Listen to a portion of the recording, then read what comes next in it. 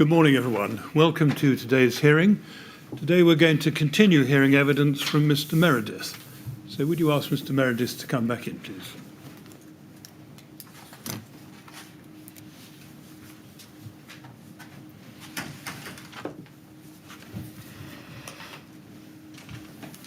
Good morning, Mr. Meredith. Good morning. All ready to carry on?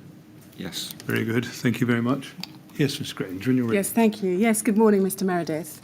So yesterday when we broke off, I was asking you about the first issue of the BBA certificate that was dated the 27th of October 2008. And I now want to move to the amended issue 1 of that certificate from April 2010. If we can bring that up, it's at BBA 6037. And if we look in that bottom left-hand corner of the page again, we can see it says date of first issue 27th of October 2008, but underneath that, in smaller text, it says certificate amended on 6th of April 2010 with revisions made to Scottish building regulations. Do you see that there? Yes. So this was this issue 1 of that certificate. And we can see on page 1, if we go up the page, it's under key factors assessed again, and we've got its fire performance there, behaviour in relation to fire, 3 headings down. It says there again, the boards will not contribute to the development stages of a fire. And then it says the product has been tested to BS 84141 for one specific construction on masonry walls. Do you see that there? Yes. So that was a change. And if we go on to section 7,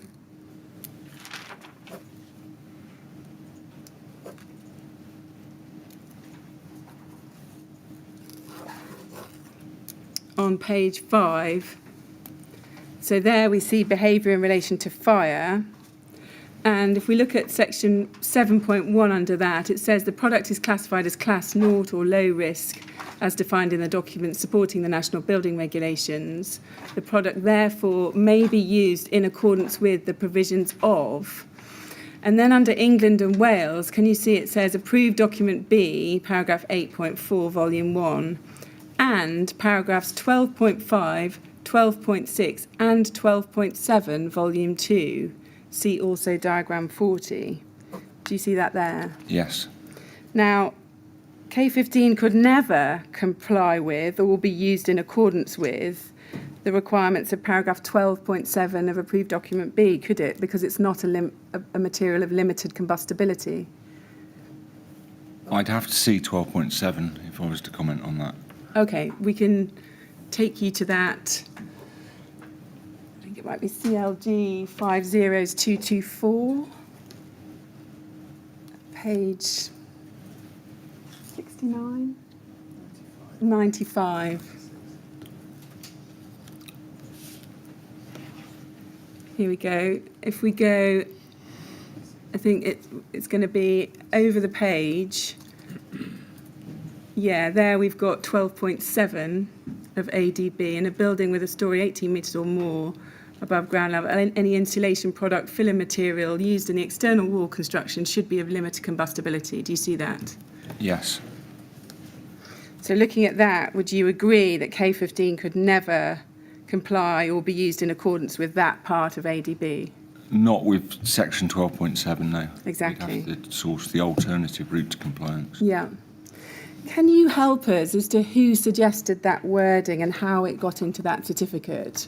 We don't currently understand that at the moment. We can't see that from the documents. Are you able to help? This is the word. Can I look at the BBA certificate? Yeah, let's go back to that on page 5. So it's the wording under 7.1, England and Wales. So before that, it said the product, therefore, may be used in accordance with the provisions of, and it's got various paragraphs in approved document B. The BBA would normally, we would present them with the test information and they would come back with a certificate. We would then proof it, but because the BBA were experts, we would pretty much leave them to their own devices. We would comment where we saw fit and try to sort of direct them towards the areas that we wanted the product to be used, but at the end of the day it was their call, so we had to live with whatever they were going to put in writing. But if they'd put something in here that's patently incorrect, like that there, 12.7, implying it's of limited combustibility, surely it was important that Kingspan went back to the BBA and said a mistake's been made. But it's also referring to sections 12.5, which is the one with the alternative route to compliance. I appreciate what you're saying about 12.7, Yes. But because it's referring to 12.5, I think that was an oversight. If 12.7 was there on its own, then, but because it was stuck next to 12.5 and 12.6, I see. I You guess say we this is thought it was looked at sort of holistically. Okay, so you say this is an oversight on Kingspan's part, do you? We would not proof that we would only proof it for purposes of marketing reasons and make sure that our test evidence was presented correctly. We were not specialists in the building regulations, although we would read them as much as we could. But you knew full well, we've seen emails where you've written about it, you knew full well about the requirement for limited combustibility and the alternative route, and you knew full well that K15 couldn't satisfy that limited combustibility requirement. Yeah, I would say that was an oversight on our proofing. Okay, well, let's move on, because we're going to come to something similar in a moment in another certificate. I just want to put to you that this is wholly misleading and that it ought to have been corrected, if not by the BBA, then certainly by Kingspan. Can we also look at 7.2 here? Underneath Scotland, it says, in buildings with a floor more than 18 metres above ground level, advice should be sought from the certificate holder. Do you see that? Yes. Now, would you agree with me that Kingspan very much welcomed clauses like that in these certificates, because it meant that people would contact them about whether or not it could be used over 18 metres and give you an inroad into selling the product on particular projects? Would you agree with that? Certainly, yes. And can you help us as to when this certificate was actually published and circulated for use? Can you recall that being the case? It would say on the front of the certificate. Yeah, I mean, we can see the dates on the front, but we just wondered whether... As soon as they're on the BBA website, I think maybe the Kingspan website links into the BBA website for the... Yeah. It should do anyways. Okay. Let's look at an email chain related... Sorry, before we leave that document, could I just ask your help on one question? If you look at paragraph 7.5 of the certificate, Yes. it refers to the tests undertaken and the BS 84141 test for a masonry substrate, yes? Now, if you go to the first page of the certificate, I don't know whether we can get that up, please.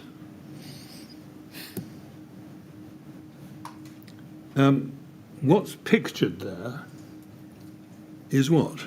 Can you just tell us what we see in that picture? That would be an insulent on a steel frame system. Yeah, so it's not representative of what the certificate purports to cover, is it? It's not representative of the tested evidence for that specific test, yes. So my question is, do you know how that came to be portrayed on the front of the certificate? That would have been a standard image that would have come from our marketing department. I think it's the standard image that's used on the front of the K15 literature. I see. Thank you. But do you remember ever noticing that image was for a steel frame when you knew that the only 8414 relevant data came from a masonry test? Because the goal was to do it onto a steel frame, eventually, I don't think I really considered, well, it was considered an issue at the time. Right. If you look in the text, actually, to the left, immediately to the left of that image, we can see under product scope and summary of certificate, it says this certificate relates to Cooltherm K15 rain screen insulation board, a rigid phenolic board with foil composite facings for use as thermal insulation on new and existing steel frame or masonry walls. Do you see that there? Yes. Let's move on to an email chain now about the BBA certificate from November 2012. This is KIN 409353. So this is later in time now, November 2012. And if you look at the very bottom email in the chain on page 5, it's an email from Mandy Osman, who was the administrator from the BBA, to Gareth Mills on the 5th of November 2012, attaching a draft revised certificate for K15. You can see that in the first paragraph. We attach for your approval a draft of the proposed certificate, which is to be sent to the regulatory authorities and our technical assessors for comment. The purpose of you seeing the draft now is to satisfy yourself that circulation would not result in confidential information being divulged to a third party. This is also your opportunity to comment and request revisions. Do you see that in the second paragraph? Yes. So she sends that there. And if we go to the next email in the chain on page, or the next email I want to show you is on page 2, we can see that Mandy Osman is still chasing on the 3rd of January 2013. Okay. Do you see that there? Dear Mr. Meredith, please may we have your approval of the draft certificate to enable us to maintain progress. Yours sincerely, Mandy Osman. So she's still chasing in January 13, having sent the revised certificate in November 12. Now, you said something yesterday to the effect that often you'd only have a very short period of time to check these certificates, so say 24 hours. What the documents appear to show is that, in fact, often you have months to check these certificates and go back to the BBA with any comments. And there's often very protracted exchanges with the BBA about these certificates. Looking at that now, would you agree? Does that prompt your memory on that?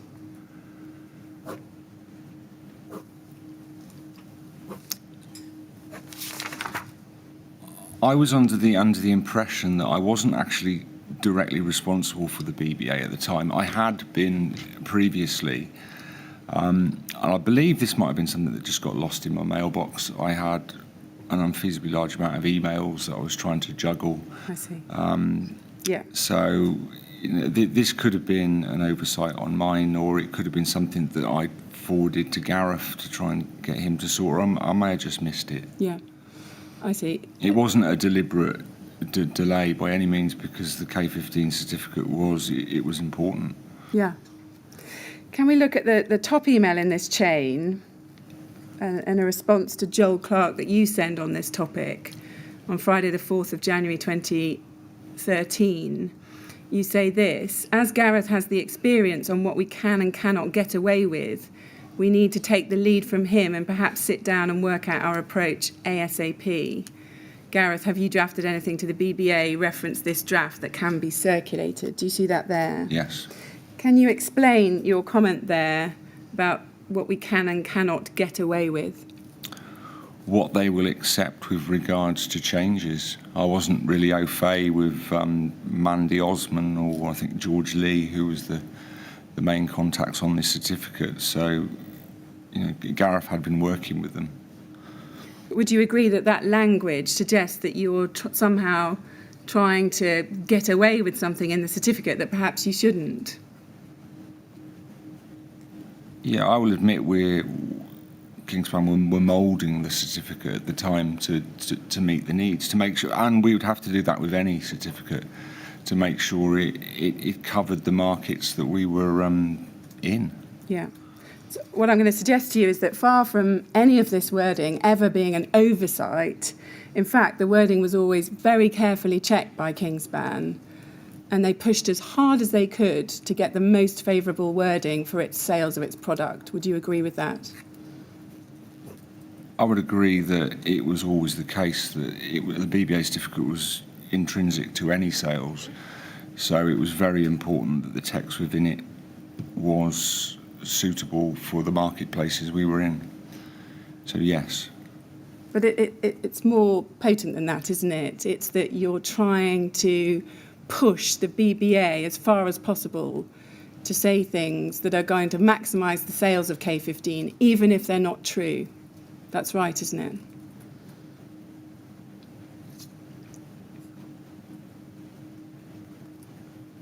That's what we were doing, yes.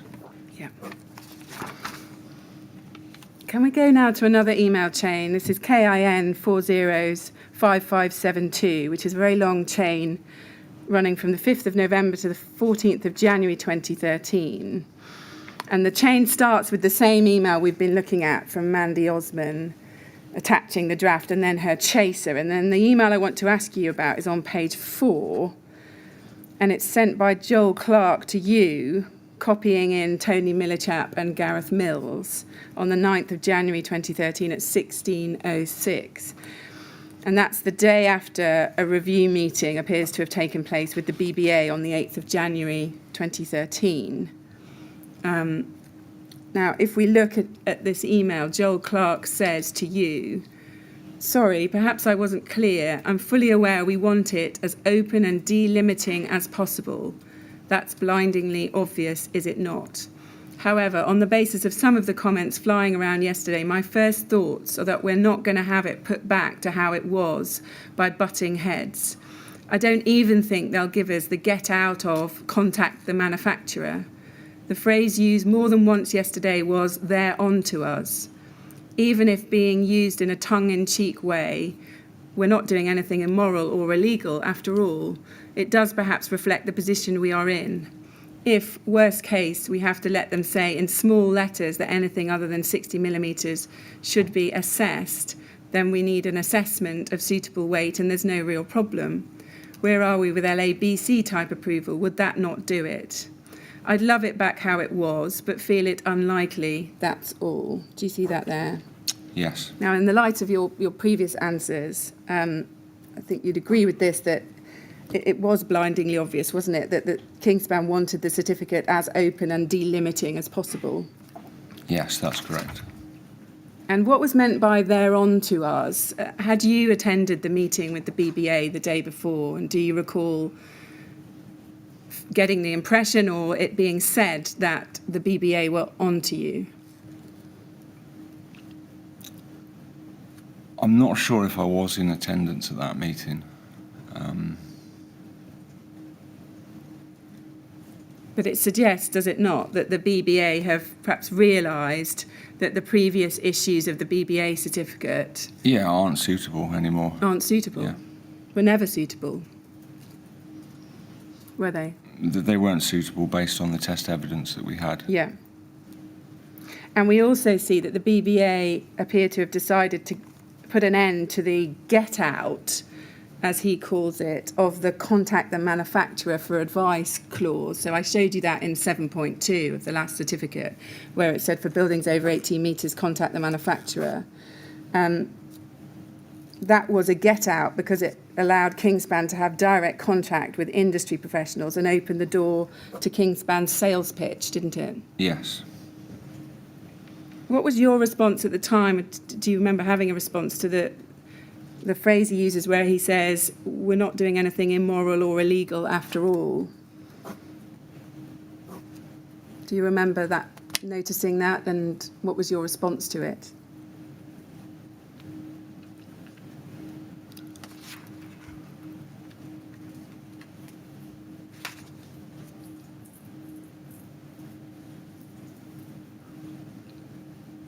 I can't remember what I would have said at the time, but I think we were uncomfortable with our situation.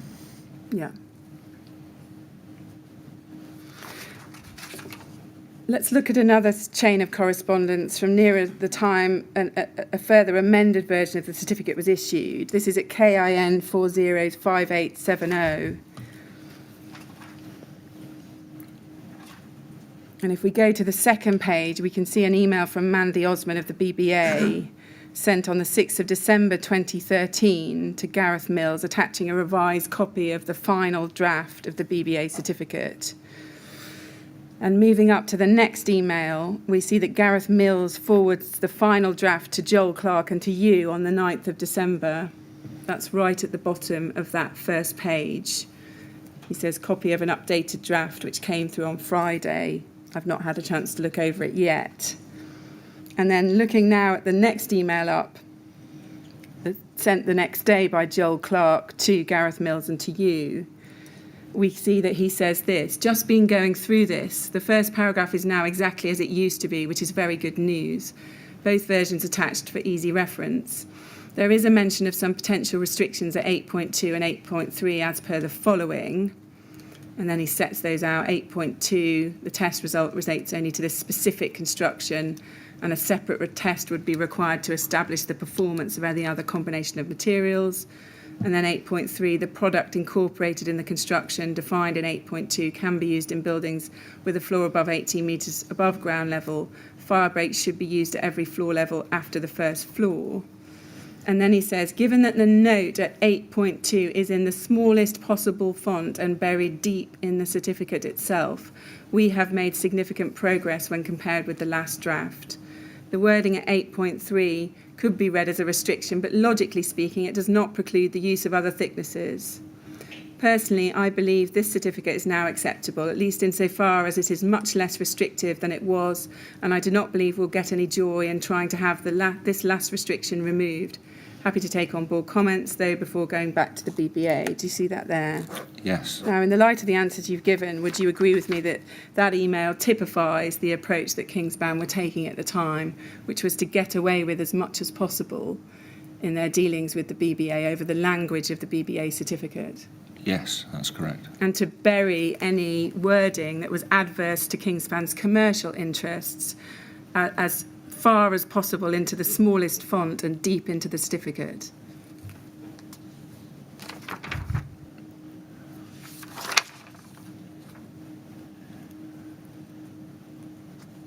I mean, that wasn't a direction from myself. Joel was acting under his own steam in respect to that, but he was meeting what we were wanting for that certificate, yes. Yeah. Did you ever discuss this with Tony Millichap, this approach to BBA certificates? I think all our line managers were au fait with the back and forth we had to do to get a certificate. And they were condoning this behaviour? Was that your understanding?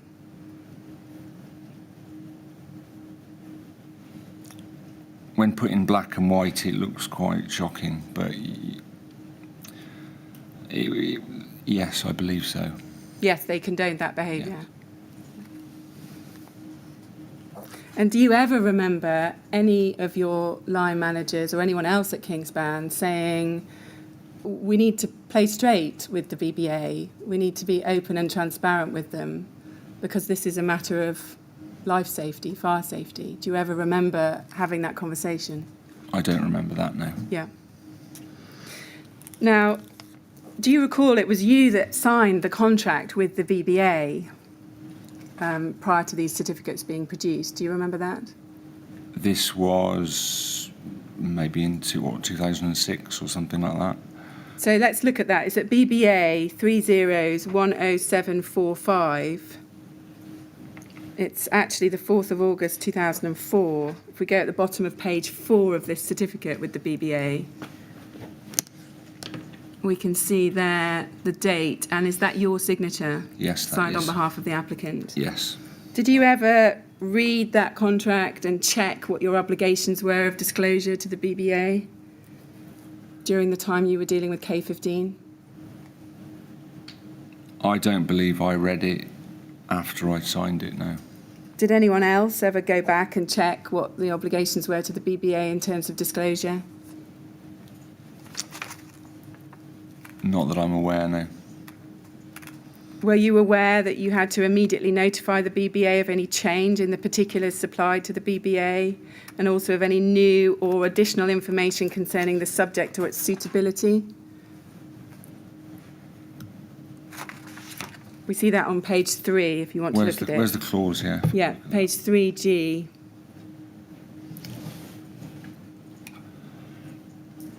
immediately, just at the bottom, one paragraph up from the bottom on the left-hand side, immediately notify the BBA of any change in the particulars supplied or any third parties, and also of any new or additional information concerning the subject or its suitability for the specified use, including the generality of the foregoing, details of claims by users of the subject that it is or may be unsatisfactory for the specified use.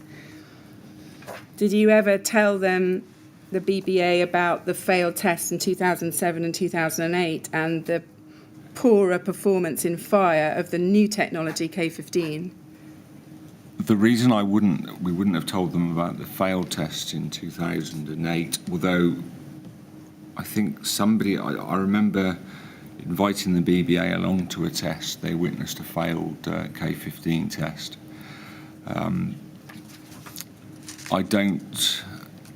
Sorry, could you rephrase the question? Yeah, did you ever tell the BBA about the failed tests in 2007 and 2008 and the worst fire performance of the new technology K15 that you saw in those tests? Okay, the tests in 2008 were owned by Sotec primarily, so it wasn't Kingspan's responsibility. It wasn't. The information wasn't owned by Kingspan. But couldn't you Also the failure. Although, yes, I was shocked by it, I didn't completely attribute it to the insulation in isolation. There was an effect of the cladding panel because it melted and it floated in front of the system, allowing the fire to leap up the fire barrier. But we looked at this yesterday. The BRE comments that they made, they did have a concern about the K15 continuing to burn, didn't they? Yes, yeah, definitely. And even if that information with Sotec, the test information, all the detail of it was confidential, why couldn't you have gone to the BBA and said, look, I can't give you the full detail because it's confidential to another party, but what I can tell you is we've changed the technology of our foam. It now has perforations in the foil, and it's performing worse in fire. You could have done that, couldn't you?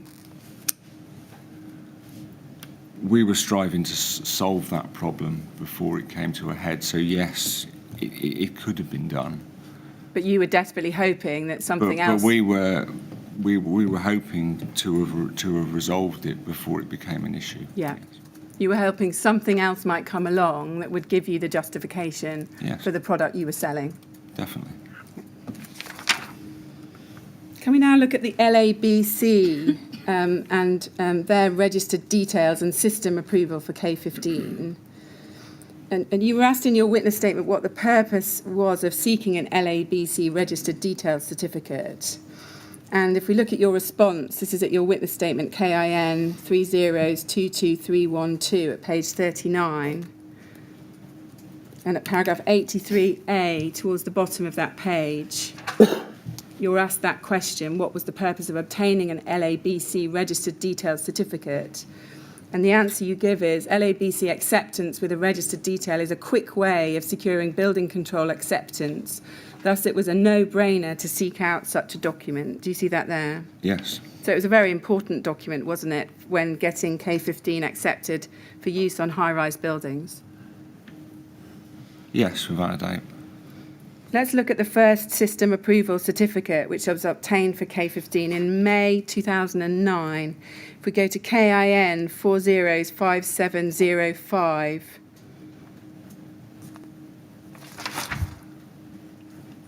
this is the system approval certificate, and we can see it's been granted to the certificate holder, which is Kingspan, and under the system title, we can see it says description is Kingspan Cooltherm K15 rain screen board. Do you see that there? Yes. And under the conditions in section 5 on this page, it's valid for 3 years. Do you see that in the yellow highlighting? Yes. And then in the 4th page, under the heading Requirement B, Fire Safety.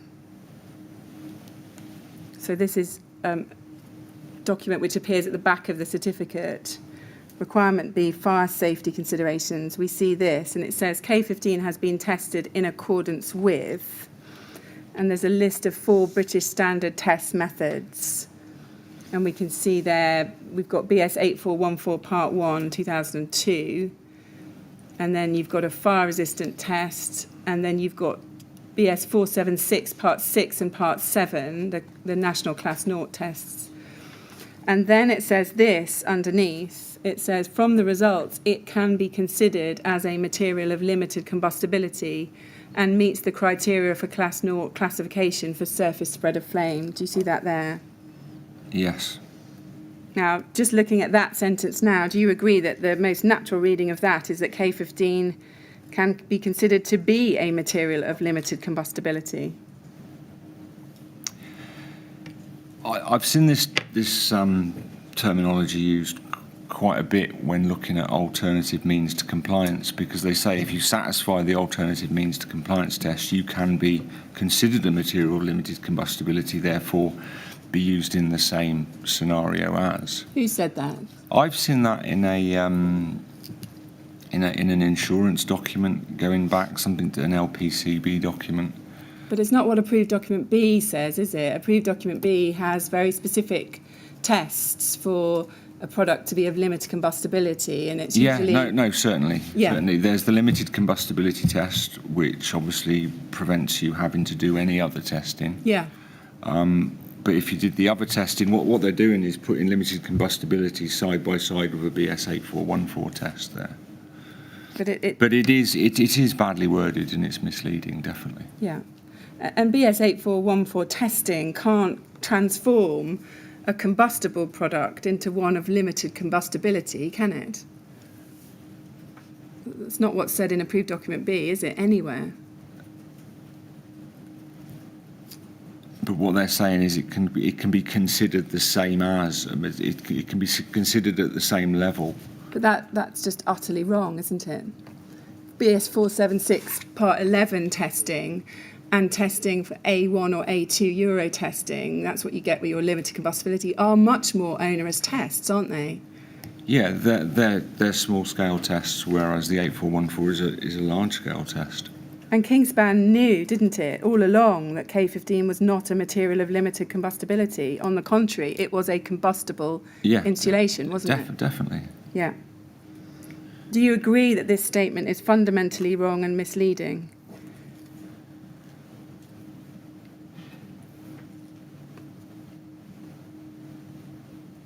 It's very misleading, yes. Yes. What was your reaction when you saw that the certificate stated that K15 can be considered as a material of limited combustibility? What did you think when you saw that?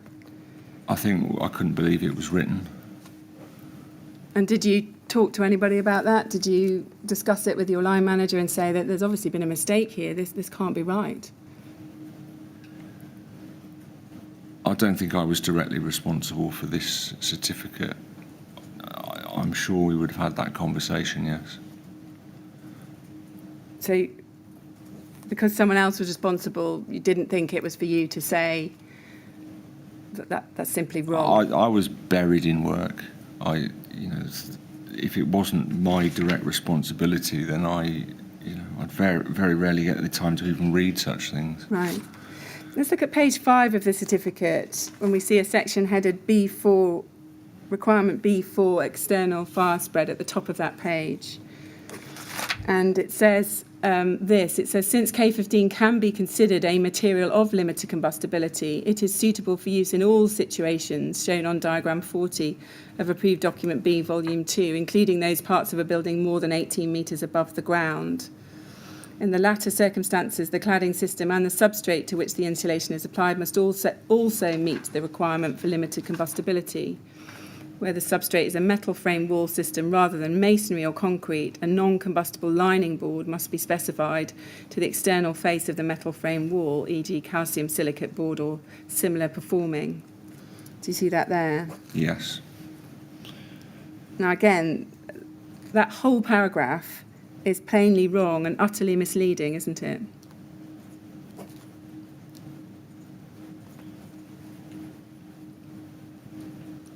But But again, it's saying it can be considered a material of limited combustibility. It's not saying it is a material of limited combustibility. It says it can be considered via the regulation. But anybody reading this certificate would be led to believe that it was a material of limited combustibility, looking at those words, wouldn't they? The word considered, given limited combustibility, has a very special meaning in approved document B. Considered, the word considered doesn't change that, does it? But it's not saying it is a material of limited combustibility. It's difficult. That we were looking at the regulations; they were full of ambiguity around this kind of thing. But yeah, I agree what you're saying. It doesn't look right when we look back at it now.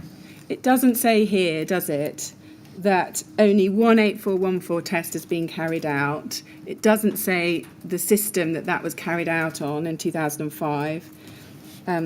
It doesn't say. It doesn't have any restriction or qualification or caveat, does it? Is there not an addendum to this document where it lists that information? I don't believe there is. Okay. I mean, someone will correct me if I'm wrong.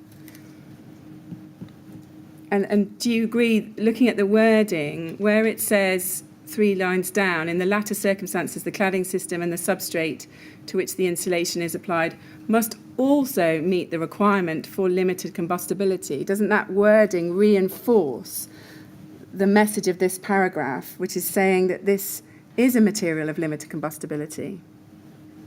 Hold on.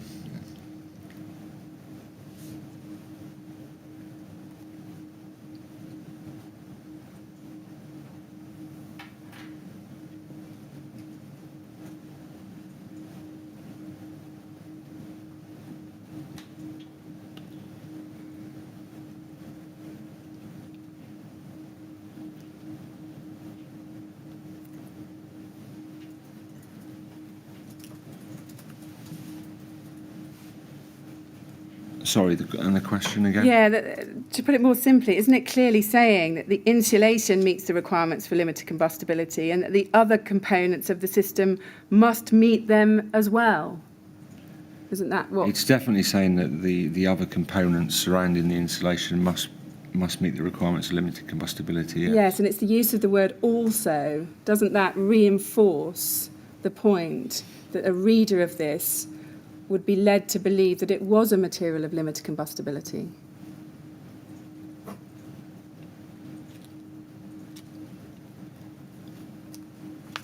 It's saying that the requirement for limited combustibility, not.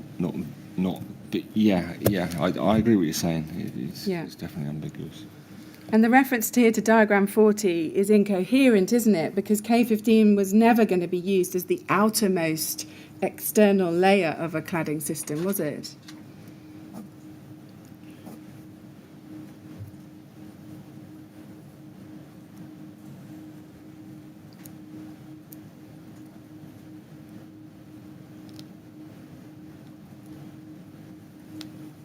No, it wasn't. So diagram 40 didn't apply, did it? It had no relevance to this. It's solely for external surfaces, isn't it, diagram 40? Yeah. Okay. If we look at what you say in your witness statement about this, if we go to paragraph 92D on page 42 of your witness statement, you're being asked about this certificate and why Kingspan didn't take any action about the wording in it. And you say this, you say, we were paying experts to make opinions based on our product's properties and their applicability in accordance with building regulations. We supplied the product data, they would write the guidance. These bodies usually kept themselves in check, and we were clutching at anything that would support the use of our products and very busy trying to balance all the needs of the company's business development. Therefore, I believe it went unchecked properly by us. That being said, the documents were very cheap compared to normal agrément certificates that could cost £20,000 per year compared to an initial £2,000 to produce the whole document. Do you see that there? Yes.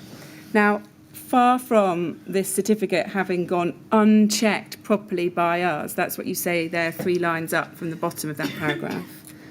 Far from that being the case, in fact, Kingspan were very pleased with this wording, weren't they? They knew exactly what it said, and they were very happy with it. Yeah, of course, it had its benefits. And they knew that the wording was misleading. You and your superiors knew that, didn't you? Yes. And the language you use there suggests, is this right, that you were just desperate for any support that could be given for the K15 product. Is that fair? It was business critical because it was an important product. Yeah. Putting it simply, a certificate from the LABC saying that K15 was of limited combustibility and suitable for use in all situations was of enormous benefit to Kingspan commercially, wasn't it? Yes. Can we look then at an email from Philip Heath about this certificate? If we can go to KIN 405383.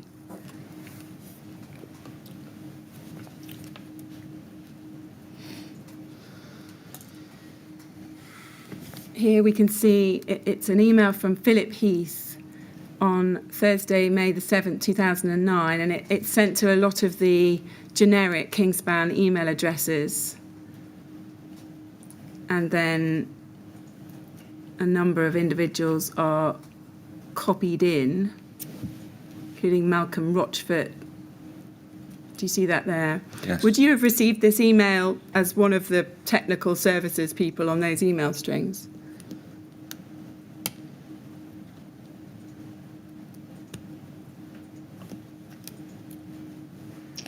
I'm not 100% sure if I was. I should have been. I should have got a copy of this. Do you remember getting a copy? If we scan down it, it begins great news, exclamation mark. Let's read some of it together. He says, please find attached local authority building control approval for K15 rain screen board. Then he explains in the next section what is LABC approval. And he says, under benefits, having a building type, housing, commercial or industrial, or a complete building element, a system approved by LABC means that it can be used without the full plans approval process happening repetitively around the country at each site. This saves time and money for developers, designers, engineers, contractors and builders. And then he says this, the highlight of this certificate and supporting documentation is the requirement under B4 of ADB, external fire spread. Since K15 can be considered a material of limited combustibility, it is suitable in all situations, shown on diagram 40. So he sets out the paragraph there, verbatim, that we've just been discussing. And at the end of that paragraph, he says, NB, this statement does not differ from anything Kingspan states. And then he says, K15 remains the only installation board that has successfully met the requirements of the BBA and LABC system approval. All the relevant documents surrounding the LABC system approval certificate are attached. And it's right, isn't it, that far from being unchecked by Kingspan, this very wording about limited combustibility was being celebrated within the company, wasn't it?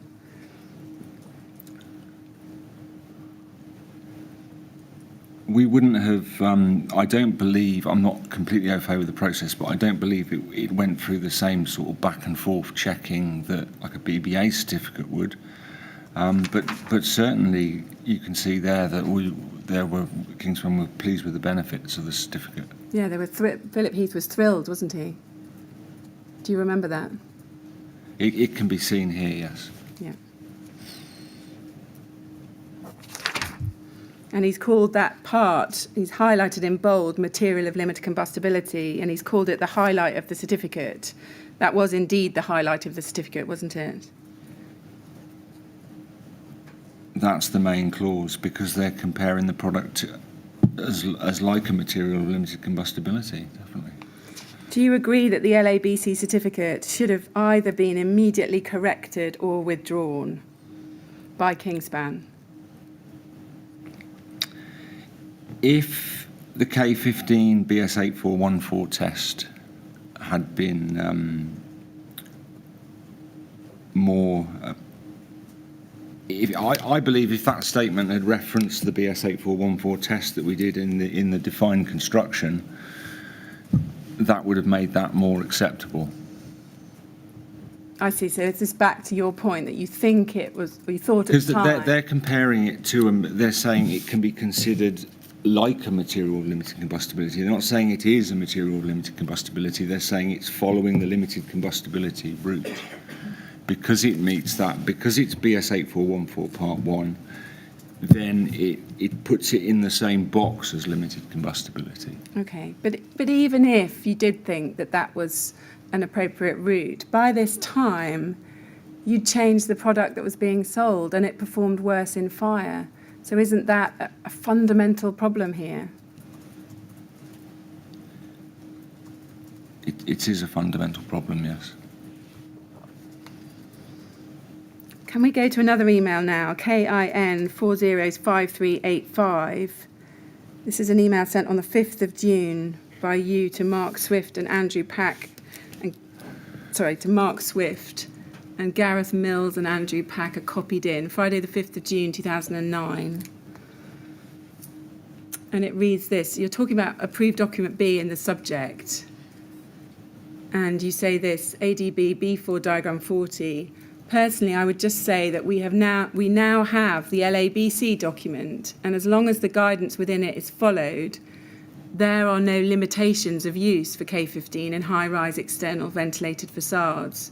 This document will be available to all LABC. Therefore, we will not get any problems in the future when seeking approval for use from local authority building control officers. From now on, when challenged, I'm simply going to send the LABC document and let that do the talking. I've copied AP and GM to allow them to comment. So that's Andrew Pack and Gareth Mills. So that was your strategy after that point, wasn't it? To let that certificate, misleading as it was, do the talking and get K15 onto high-rise buildings. And it took the pressure off for a while, didn't it? Yeah, I was drowning in inquiries about K15, so I was just following suit from my line manager that this was the solution. Yeah. It gave you a much-needed reprieve, didn't it, in terms of something to point to on projects to say certainly. You can use K15 over 18 metres. Because there was no test evidence, was there, that supported that?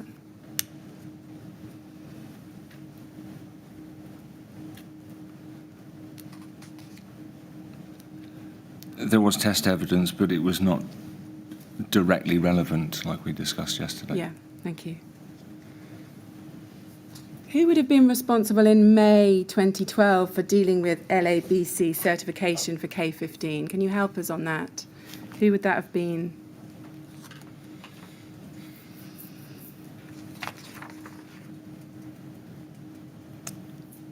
I'm not 100% sure. It could have been Gareth or Andy or maybe Matthew Evans. Okay, yeah. Can we go forward now with the story? If we go to KIN 405552, and I want to look at an email on page 1 that you wrote to Gareth Mills. Yes, in the middle of that page. So this is now September 2012, and it's headed LABC Registered Systems. And you say to Gareth, hi mate, what's the status of this project? Was it done? Do you see that there? Yes. Now, by then, the system approval had lapsed. Is that right? The LABC system approval?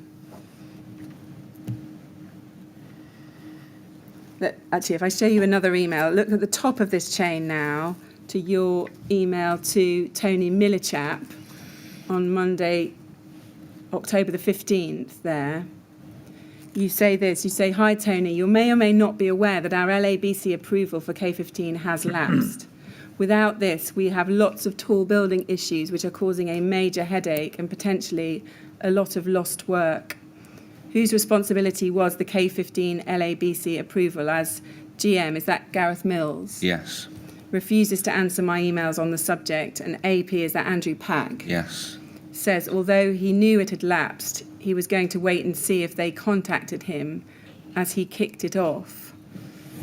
I need to also put pressure back on production to come up with a testable K15. As to get a new LABC type approval, we will probably need new data since we let it lapse. Your thoughts on this issue would be appreciated. Do you see that there? Yes. So we can see you're obviously concerned that the certificate's lapsed and you've got lots of tall buildings and lots of potentially lost work if you can't justify K15 on tall buildings. That's right, isn't it? Yes, that's the case. And you say in the third paragraph, Dan, that you've got to put pressure back on production to come up with a testable K15. You see the word, you use the word testable. Yes. Now that comment confirms that the current K15 was not testable, doesn't it? If production need to come up with one. I believe, without cross-referencing the technical meeting notes, I believe they were still trialling different variants and coming up with modifying the ovens and that sort of thing. So, yeah. I was pushing production to sort that issue out, basically. Yeah. And it must follow from what you've said here, doesn't it, that at this point, October 2012, you didn't think you had a version of K15 which could pass certain fire tests as part of a system tested to BS 8414. Yeah, I was always concerned about the product, so.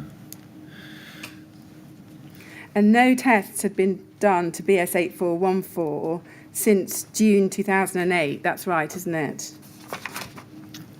We'd been doing small-scale tests, bench-scale tests. We'd been oxygen index testing. There was lots of work going on behind the scenes to come up with an improved material. Yeah. But wasn't the real reason that there'd been no testing that actually you had the LABC certificate and you had favourable BBA certificates for some of that time and they took the heat off? Yeah, I think we were told to pull the plug on expensive testing. Yeah. We're going to come to that in a moment, actually. I think we get that more directly. You write again on this issue 4 days later, on the 19th of October. If we look at that, it's at KIN 405554. And I want to go to the first email in the chain at the bottom of page 2. And this is you to Gareth Mills, Joel Clark, Andrew Pack. And the subject is LABC for K15. And you say in the first paragraph, with regards to trying to get something out of the LABC to replace our old, out-of-date, LABC K15 type approval, can I ask who's planning to take this on? And then you say this, as Wintec are now aware our LABC document is not valid anymore and we are coming up against all sorts of issues which will inevitably mean we are going to lose a lot of work. Do you see that there? Yes. Can you help us? You talk about Wintec there. Who were Wintec? Wintec are, I think they're sort of a certification, a sort of engineers for the glazing industry. Yeah. They are consultants, fire engineers, I believe. Yeah. And tell us what problems were Wintec causing at that time? I think they were refusing to accept Kingspan's information. Yeah. They were raising real questions about the use of K15 on buildings over 18 metres, weren't they? Yes, that's correct. And we'll come to some examples of that later. Going on, you say in the third paragraph, there are several very big projects that I believe are going to come unstuck because we no longer have this information. Therefore, it's important we understand how much and how long it will take to get a replacement. I appreciate we may need some further work and the replacement may not be as useful as the previous version. However, can we ask the question as to how much and what we need to supply if we have not already? Do you see that there? Yes. And it's very clear what you mean by coming unstuck is that certificate had been of fundamental importance to winning high-rise projects, hadn't it? And without it, Kingspan was in much more difficulty. Yes, that's the case. Were you aware at the time what effect that LABC certificate had had on sales of K15 into the high-rise market? Were you ever given any indication of that? I didn't really follow the sales side of the business. I just validated my work from speaking to the business development side. They would, they would push me for work in specific areas, so that's what I concentrated on. I knew it was a successful product. Yeah. So you knew it had been very important in terms of sales in the high-rise market, that LABC certificate? Yes, that's Yeah. correct. If we look at the fourth paragraph, you say there, as the technical note and as the literature reference the LABC approval, we need to make a decision as to whether we should still send out this document or not. Have we had anything official to advise that it's no longer relevant? So is it right that one of the options you're canvassing here is whether it might be possible still to send out that LABC certificate even though it had lapsed? That's right, isn't it?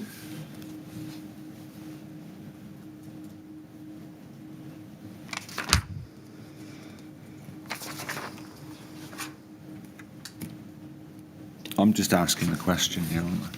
Yeah. Now, I just want to, moving forward, ask you about the Registered Details Certificate, which was issued for K15 on the 20th of August 2014. If we go to that, it's at NHB 50798.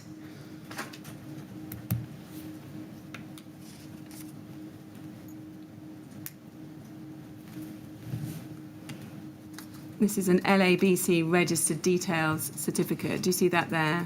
Yes. And then on validity, at the bottom left-hand corner of this page, it says this certificate was first issued on the 28th of August 2013 and is valid until the 30th of November 2014. Issued dated 20th of August 2014. Do you see that there? Yes. So slightly oddly, it appears to be, we think, an extension of the previous certificate from the 28th of August 2013, but it's only valid until the 30th of November, even though it's been issued on the 20th of August 2014. Does that sound right from those dates? That's the way it looks there, yes. Yeah. And if we go to page 3 in the middle of the page under the heading ADB Fire Safety,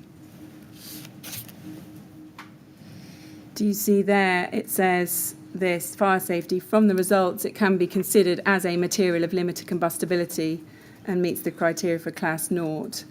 Since K15 can be considered a material of limited combustibility, it is suitable for use in all situations shown on diagram 40.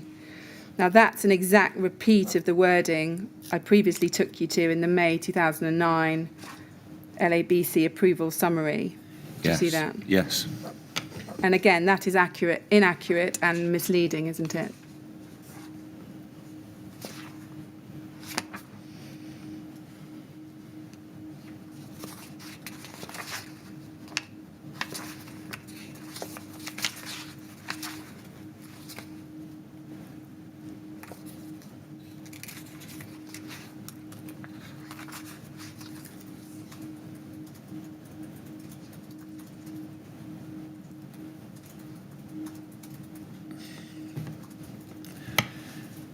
Yes, the same answer as before, really, with regards to this thing about considered a material, not actually a material. I can see where they were coming from with this, but yeah, it is misleading. And can you help us how that could have happened again in this certificate? I was not involved directly in the production of these certificates, so I think that were they only issued for a year or something like that. So Right. Who was involved in the issuing of these certificates and the approving? I of think the it might work? have been Gareth Mills or Andrew Pack. Okay. Yeah. I mean, I had these emails were sent to me and copied to me asking questions, but like I say, it wasn't my main focus at the time. Okay. Can we now go to NHB 50810, which is a chain of correspondence between a building control body and Manchester called Ascent and the NHBC from November 2014. Now, I don't believe you're copied in on these emails or received them, but I want to show you them nevertheless. If we go first to the bottom of page 5 and over into page 6, we can see at the bottom of page 5 there's an internal email from John Miles of Ascent Building Control in Manchester on the 12th of November 2014 at 15:58, and he's asking others about the use of K15 on buildings over 18 metres. So the subject is Kingspan K15 insulation above 18 metres. And he says, afternoon all, I've got a query below, wonder what the view is on buildings over 18 metres. Would anyone have any hesitation in accepting this? And then he carries on and he's given some details below that. Now, there's a response to him at the top of page 5. There's a response to him on the same day, 12th of November, 16:17, on the top of page 5.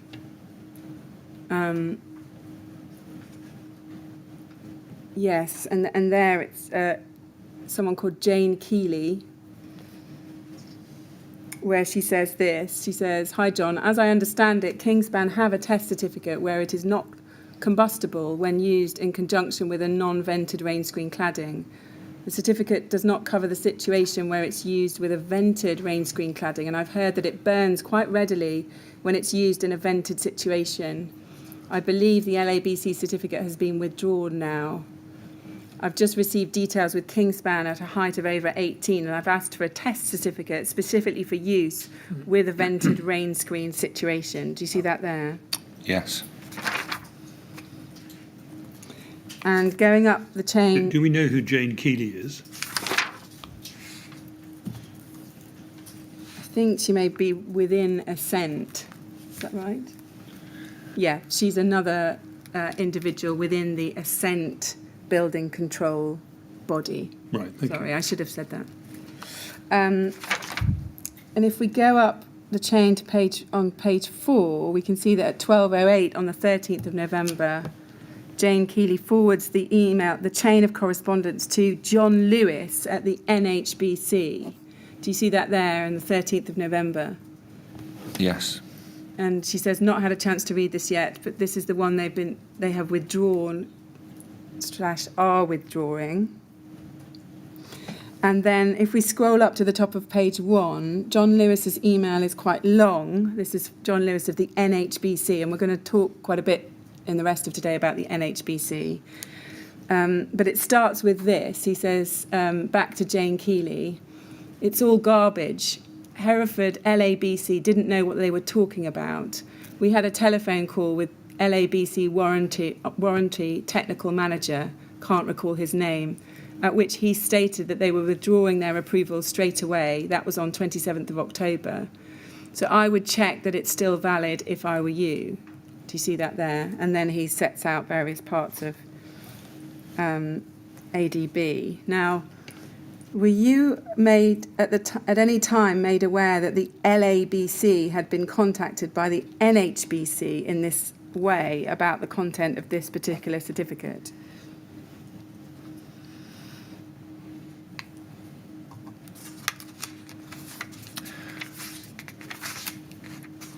I don't believe so, but I think I might have met John Lewis, and we might have had this conversation, or I might have something around this area. So yeah. So if we go to page 2 of John Lewis's long email, we've got a photograph there, and what he does in the next section is he explains the difference between tests to BS 8414 Part 1 and Part 2. And then at the very bottom of that page, in the very bottom paragraph, beginning Kingspan, he says this. He says, "Kingspan have since done at least 2 tests. I suspect they've done more, but have kept the results close to their chests because they performed so badly, ! Using a steel frame and ventilated rain screen. And there is an issue with ongoing burning. Once the fire source is extinguished, the insulation continues to burn up the cavity, and in one case continued over the cavity barrier and to the top of the test rig. So it's not clear why the LABC detail states that it is a MOLC, so material of limited combustibility, when it clearly isn't. Do you see that there? Yes. And then on the next page, top of page 3, after he's done the screenshot of the LABC certificate that we were just looking at, he writes immediately under that, the bit about using a non-combustible lining board instead of a masonry backing on a steel-framed wall has since proved not to be correct. These words were Kingspan's. They assumed that it would perform the same, but when they did the tests, it was found that it performed far worse. Do you see that there? Yes. Now that's correct, isn't it? The advice to use a non-combustible backing board on steel-framed structures came from Kingspan originally, didn't it? Yes, that's correct. And that was to try and mask the fact that no successful test to BS 8414 Part 2 on a steel-framed structure had been carried out on any system incorporating K15. That was done to extend the Part 1 test to cover the Part 2, yes. Yes, but without there actually being a Part 2 test. Without there being a Part 2 successful test at the time, yes. Yeah. And then in the next paragraph down, still on page 3, he says this: it's all an accident waiting to happen, and we're meeting with all the PIR manufacturers to try and get something sorted. But in the meantime, they continue to state that it's fine, and most BCBs, building control bodies, accept that at face value without sifting through the details. However, DCLG are now on the case, hence why we need to sort something out soon. Do you see that there? Yes. So this is November 2014. Were you at this stage alerted to the fact that DCLG, the Department for Communities and Local Government, were on the case? I don't recollect them being on the case, so to speak, no. Did you? I know sorry. that we were bombarded by queries of this nature around this time. Did you yourself have ever have any contact with the DCLG about this and the use of K15 over 18 metres? I think I might have had a conversation with Anthony Bird. Yeah. Can you remember what But was that said? would have been a while back, really around, I think it was around the time that 8414 Part 1 and 2 was being included within ADB. So much earlier. Much earlier. Yeah. Okay. So you don't recall having a conversation in or around 2014 or thereafter with the DCLG or anybody there? I can't recollect that now. Or any of your bosses? Do you recall them ever meeting with anyone at the DCLG? We were talking to insurers and other industry bodies, but not the DCLG, I don't think. But we considered the BRA to be the people that provided the DCLG the guidance.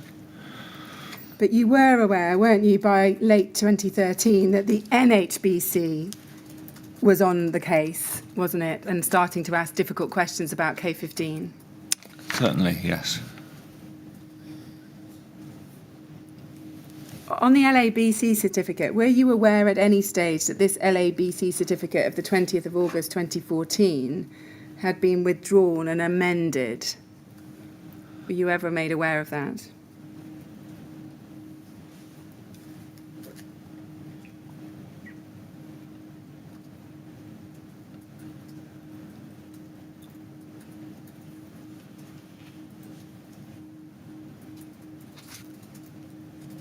What, this particular version? Yeah. Yeah. I can't recollect, unfortunately. Okay. We understand that revised certificate, we can see an email on the 18th of December 2014 where it was sent. That's LABC 40997 is the certificate that was sent.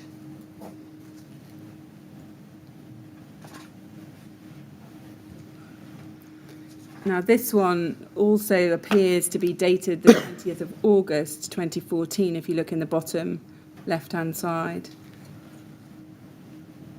but it carried an expiry date. It says it's valid until the 30th of November 2015. Do you see that? Yes. And in this certificate, this revised one, the claim that K15 can be considered a material of limited combustibility had been removed. So if we go to the middle of page 3, we can see that the form of words under ADB fire safety has changed to say this: thermosetting insulants do not meet the limited combustibility requirements of ADB2 table A7, and so should not be accepted as meeting paragraph 12.7. However, if they are included as part of a cladding system tested to BR135 and BS8414 for use above 18 metres, the complete assembly may ultimately prove to be acceptable. Where the substrate is a metal-framed wall system rather than masonry or concrete, a non-combustible lining board must be specified to the external face of the metal-framed wall. Do you see that there? Yes. So the limited combustibility part has been amended, but it still makes reference to 8414, though it doesn't say whether it's part 1 or part 2. And it still says, misleadingly, doesn't it, at the end, that where the substrate is a metal frame wall system, a non-combustible lining board can be specified. Do you see that? Yes, that's correct.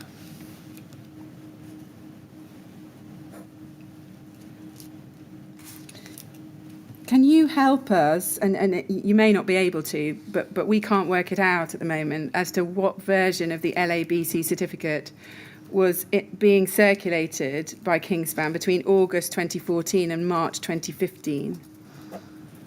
Is that something you would have been involved with? It should have been the most current version of the document. I think, I remember we had to set up an area on the intranet or the company website where we had the relevant versions of documents, because it was possible that sales managers would have the wrong version on their laptops and be sending that out. So I tried to push for a central location to prevent errors like that happening. Yeah. Now, just going to a related topic, which is the decision to stop testing that we've already discussed. I just want to take you to some emails on this now.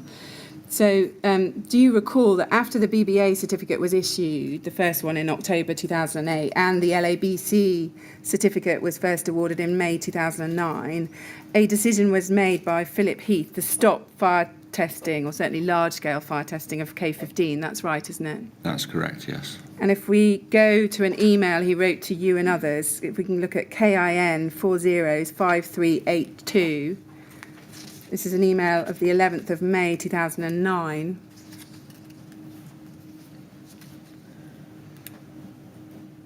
So if we can blow up the top of the page. So he says to you, Justin Davis, Vincent Coppock, copying in Malcolm Rochford, and the subject is Phenolic Fire Focus Group, and then he attaches the LABC System Approval Certificate. He says this: following the success of receiving the attached LABC accreditation that now satisfies the requirements for K15 being installed above 18 metres, we should cease any further fire tests for ventilated range screens. At an excess of £15,000 per test, both the sales and business development teams should be adept enough to use their toolkit to the full. The pressure is on other component suppliers of this method of construction to obtain similar statements or prove their non-combustible statements. This saving will allow other applications and the Cooltherm brand to achieve a similar focus to that given to K15 over recent years, and look at how the sales in this have grown. Therefore, the focus on this group should be other Cooltherm applications where we do not have the complete sales toolkit. We should be considering fire tests, smoke tests that may not be relevant for either construction or the end-use application. Provided it has a good marketing story, these should be tabled. Do you see that there? Yes. Now, given that this was your area of responsibility, how did you view this decision to stop testing once you had the LABC certificate? This is a response, Phil's email is a response to my Phenolic Fire Focus Group meeting request.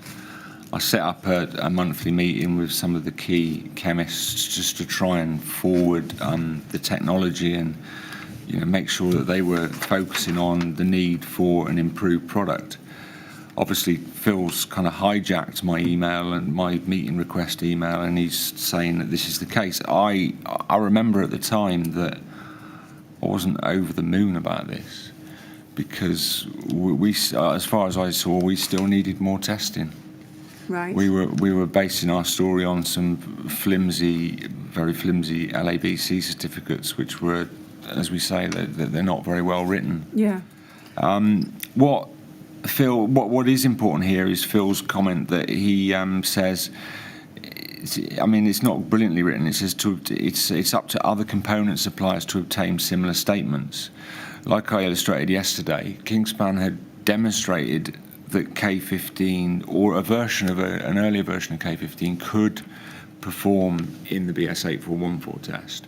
What we wanted was the other suppliers in industry to come together, and we tried to do this with Rainscreen Works, was to also test with us and to demonstrate that their systems could be used as well. But like I say, we had a reluctance from a lot of the cladding manufacturers. They were sort of happy that the questions weren't being asked of them at this point in time. So, I mean, what Phil says there, to prove their non-combustibility statements, what he means is to prove that they can perform in a similar manner to limited combustibility. That's what he's trying to say there. I see. So he's not saying there the pressure's now on component suppliers who are competitors to prove their non-combustible statements? He's talking about other elements of the cladding system. So, the rain screen panels, specifically those compressed kind of fibre types like Trespa, Eternit, that sort of thing, and obviously ACM, which we knew wasn't great in performing into this test. So, yeah, he's just trying to say that we've got what we need for the moment. We haven't ticked all the boxes, but we've got evidence, and that was always the strategy, really. We knew by this point that we could never provide a catch-all. We've done everything to meet the market needs.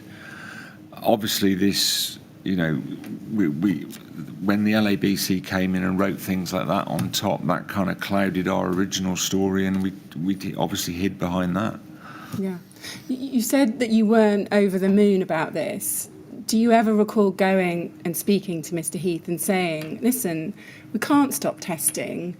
We don't have any substantiation for K15 over 18 metres, certainly not the one that you're selling by that point. Did you ever have that discussion? I don't know if Phil was my line manager at this time. So who would have been your line manager? I think it might have been Tony. Tony who? Tony Millichap. Oh, I see. Okay, yeah. So I think we had until... separate budgets. Okay. I mean, Phil went off to Australia for a couple of years, then he came back and he took on a different role. Yes, that's in 2010. Yeah. But at this point, 2009, don't believe Tony Millichap's taken over yet. Oh, right, okay. So just to ask my question again, do you recall ever going to Mr. Heath or indeed Mr. Millichap and saying, we can't not test because we haven't got anything to support K15 being used above 18 metres? I think because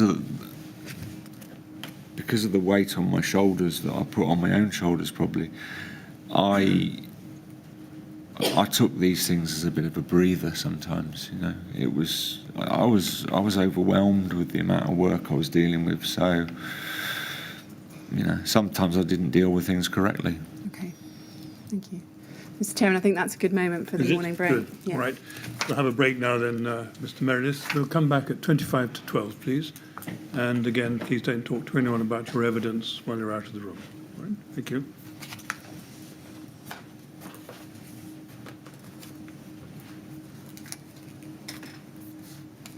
Right, 25 to 12. Thank you.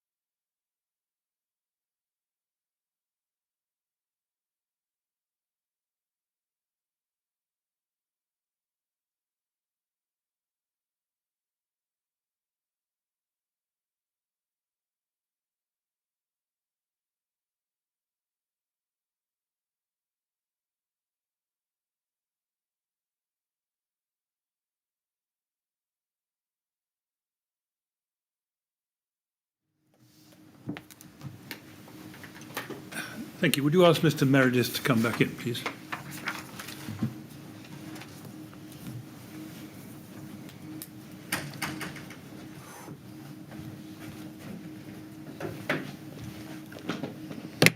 Right, Mr. Meredith, all ready to go on? Yes. Thank you very much. Yes, Ms. Grange? Yes, thank you. So staying with the topic of the decision to stop testing, can we look now at KIN 408845, which are some minutes of a fire focus group meeting for phenolic foam on the 18th of May 2009. And we can see you're present, and it appears that you took the minutes. Do you see that there at the top? Yes. Do you know, was this the first meeting of that group that took place? It's the 18th of May 2009. I think looking at the way I've set out the meeting minutes, it does look like this is a kick-off meeting for that Yeah. format. Yeah. Yeah. I needed something more official and to push these issues, basically. So Yeah. we ran that group. Yeah. Yeah, and we can see Malcolm Rochfort's there, and apologies are sent by Philip Heath on this occasion. And then going down under background, it says this, the meeting was called to organise, agree and understand the current fire testing requirements and mandatory product development of our new technology, Cooltherm. There are several fire performance requirements that are crucial for sales of phenolic. However, in some areas on development, phenolic products, we are falling just short of the mark. Do you see that there? Yes. And then that paragraph carries on. This group was originally pulled together as we believe we must have the BS84 Part 1 and Part 2 fire propagation test on Cooltherm K15. Following the recent release of the K15 BBA and the LABC Landtag approval, this urgent requirement has been relaxed as the documents are working to cover the regulatory desires for specific system approval. Yes. And then you've got other areas of concern relate to the surface spread of fire performance of the product that we are concerned may have reduced. And this can be seen in a recent BS476 Part 7 test. And then if we go on to item 2 of the meeting minutes, there's a heading, Cooltherm K15 facade test.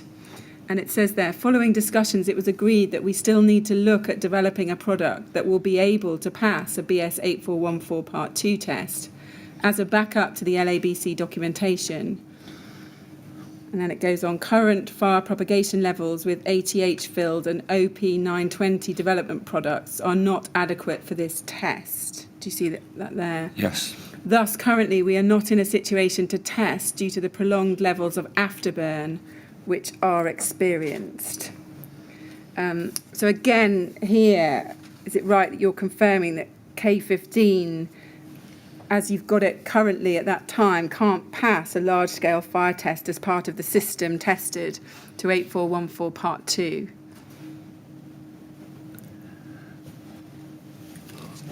I am confirming that it won't pass. I had confidence that we could pass with less onerous systems, but with aluminium composite materials and weaker facades, then, yeah, K15 was going to struggle. Yeah.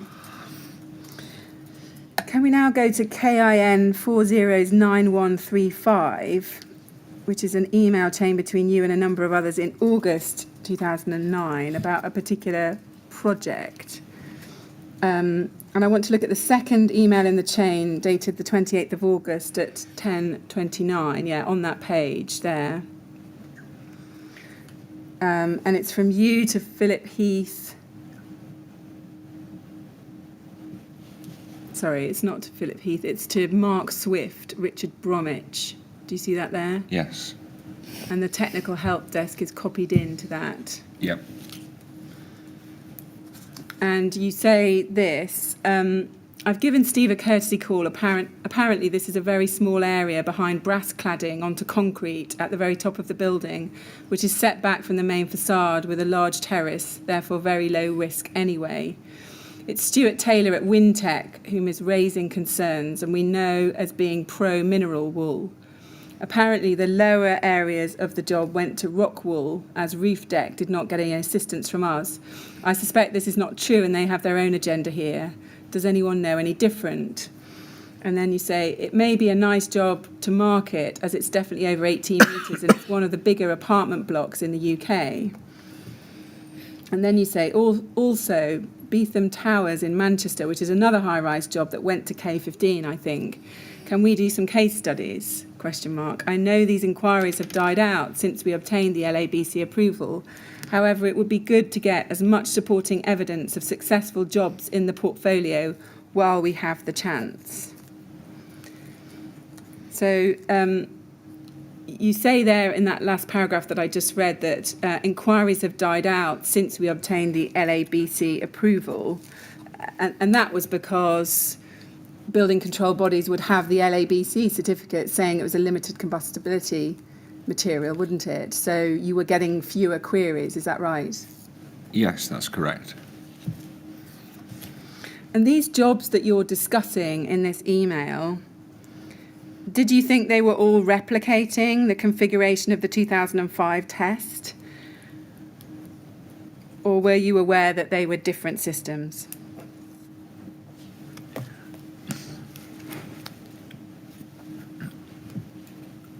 I'm definitely aware that they're different systems, yes. Yeah. Do you ever recall dealing with, or anyone else in Kingspan dealing with, a customer who was proposing to use the exact build-up that had been tested in May 2005? No, because the exact build-up, it was a simulation test. We were only looking to simulate the performance of a non-combustible cladding. Yeah. And you were well aware, weren't you, that Kingspan should not have been advocating the use of K15 with a structural steel frame, as you did not have any test evidence to support that, did you? We did not have any test evidence. One of the things I was looking at here, I was wanting to speak to these customers, to speak to the fire engineers and to find out what routes they had gone through to satisfy compliance. We were looking to build up a bigger portfolio for K15, and we were looking for fire engineers who were comfortable with the performance based on the information that we were providing to them. Right. And we were looking to potentially get extended application rules from someone else apart from the BRE because we couldn't get them out of them. And did you ever find a fire engineer who was prepared to do that for you? I believe there were, towards the end of my time at Kingspan, we got assessments from several fire engineers who were expanding the scope of the test evidence based on the test evidence that we had. So expanding the scope of the May 2005 test to other systems? Yeah, applying it to other systems. Yeah, even though you knew that wasn't a truly representative test and you knew the K15 But had been yeah, I knew it wasn't a truly representative test, but it was to be looked at, it wasn't supposed to be a representative test. It was supposed to be evidence of performance of an insulation behind a non-combustible layer. So like I say, the real criteria of BS 8414, as we understand, is the fire spread up the facade. Once you've got a cement particle board or something on the outside of the frame, you're not really going to have to worry about fire penetrating through the build-up. So it's really the spread up the facade that's the concern. But did you ever tell any of those engineers that, in fact, the product you tested back in 2005 was no longer the product you were selling? No, we wouldn't have said that. No. Can we go to KIN 403701, which is an email you wrote to Philip Heath on the 21st of May 2008? If you look at the top, it's about cladding queries, ice developments, Woolner's Way, Stevenage. And you say this to Philip Heath. You say, this was the email I'm worried about. We simply do not have the information to support use of K15 above 18 metres with steel frames. I'm worried that the product will be removed from site and the ongoing effect of such an action. I think getting this sorted should take priority over all other projects and is causing us to lose work. Now, what was Philip Heath's response to your concerns when you raised that with him? Was there a response to this email? No, we can't find one. Can you recall his response at any other time when you raised concerns about not having an 8414 test relating to steel frame systems?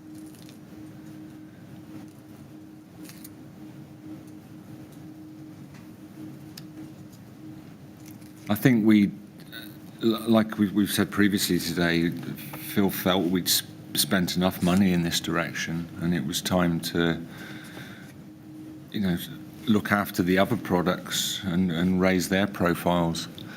So they were, Do you recall anybody recommending to the technical teams in Kingspan that it should stop proposing the use of Kingspan in build-ups with a steel frame system after you sent this email?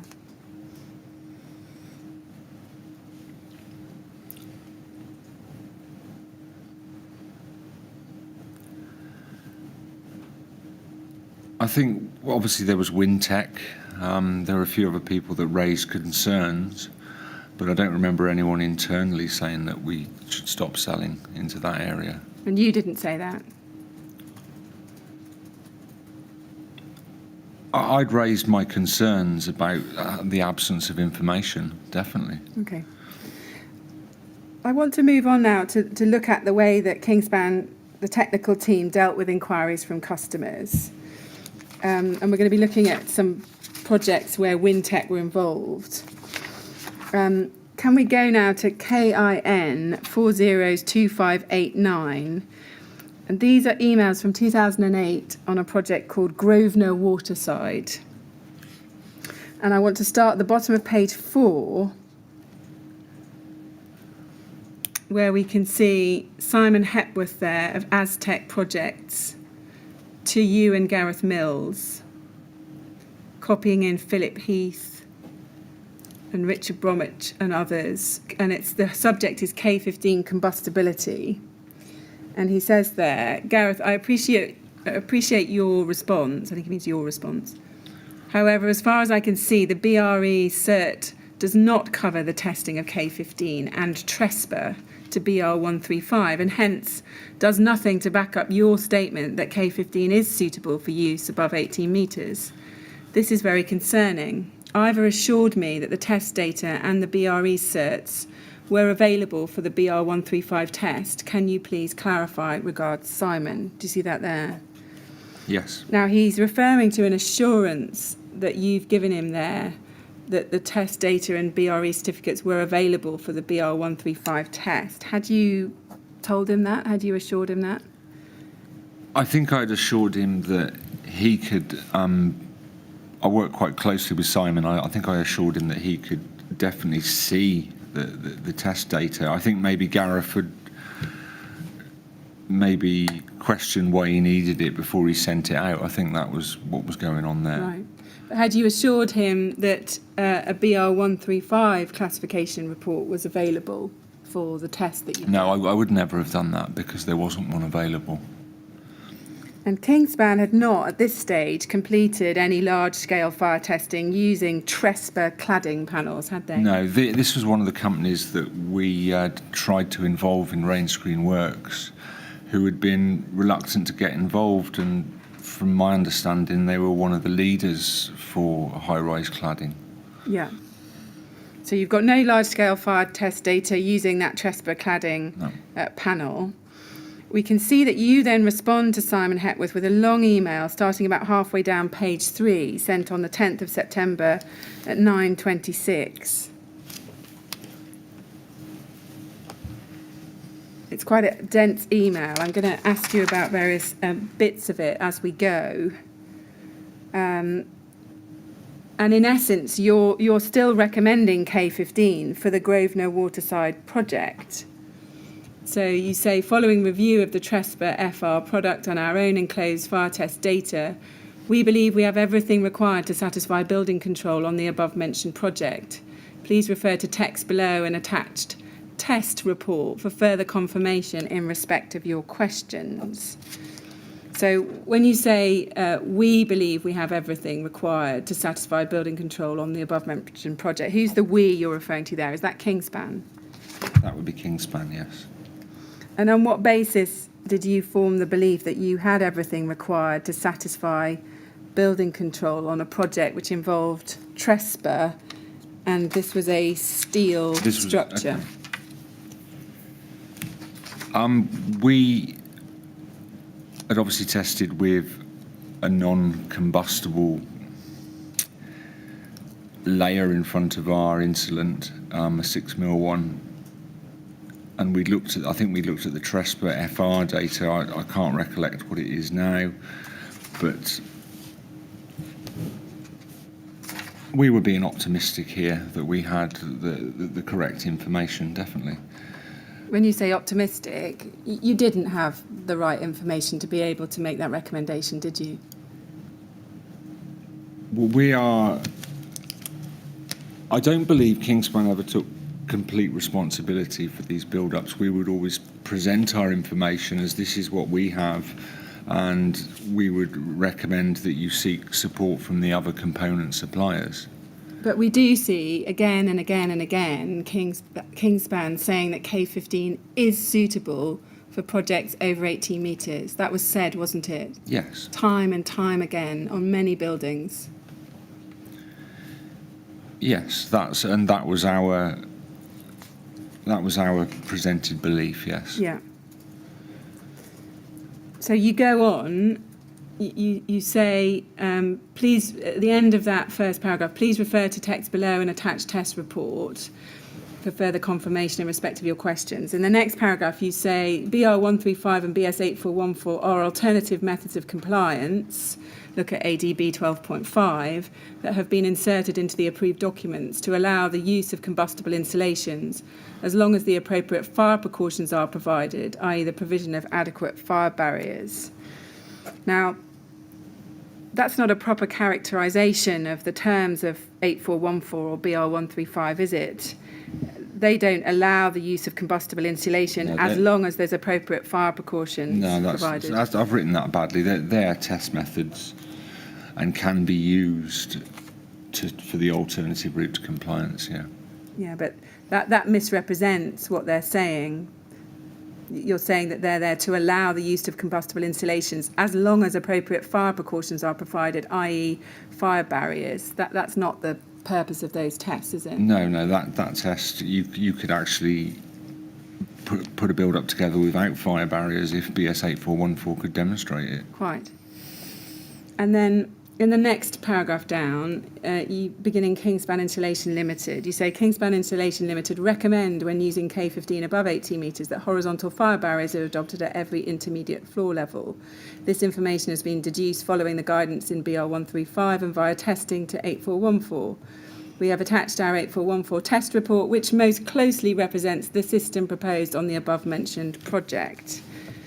Now, when you're referring there to reports in the plural and attaching the report which most closely represents, you only had one report at that point, didn't you? It was the 2005. Yeah, and did I not send the Class O test reports with this as well? But the Class O test reports wouldn't be relevant to above 18 metres, would they? No, not at all. But they would be part of our standard offering to demonstrate the fire performance of K15. Yeah. But you also knew, more fundamentally, by this point, that the K15 that's being sold performs even worse in a test situation than the old K15 in that 2005 report, didn't you? Yes, that was correct. Would you agree that this is actively misleading to the customer who's inquiring about the product? Yes, that's the case. And it was deliberate, wasn't it? It wasn't inadvertent, it was deliberately misleading so that Kingspan stayed on that building.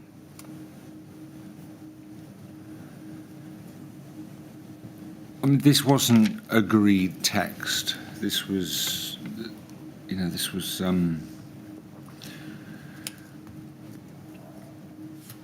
we were still learning about the test method and approved document B at the time. And we were presenting what we considered our best foot forward at the time. But you were deliberately misrepresenting the information you had, weren't you? But yeah, we had the phenolic material was evolving, and it wasn't, what I tested most recently wasn't satisfactory as far as I was concerned. No, yeah. And then a little bit further down on that, it's about halfway down through line 10 on that page, there's a paragraph beginning, Kingspan Insulation Limited tested the Cooltherm K15 onto a non-combustible substrate with a particle board cladding system. Hang on, I'm just checking. Yes, can you see that? It starts, so in the third paragraph, it starts 4 lines down in the third paragraph. Towards the right-hand side, you can see Kingspan Insulation Limited tested the Cooltherm K15 onto a non-combustible substrate with a particle board cladding system. Yes. Do you see that there? Yes. And it's right, isn't it, that you're using the term non-combustible substrate rather than saying it was masonry, because you didn't want to point out the reality of the situation, that any test data you did have could only apply to a masonry structure.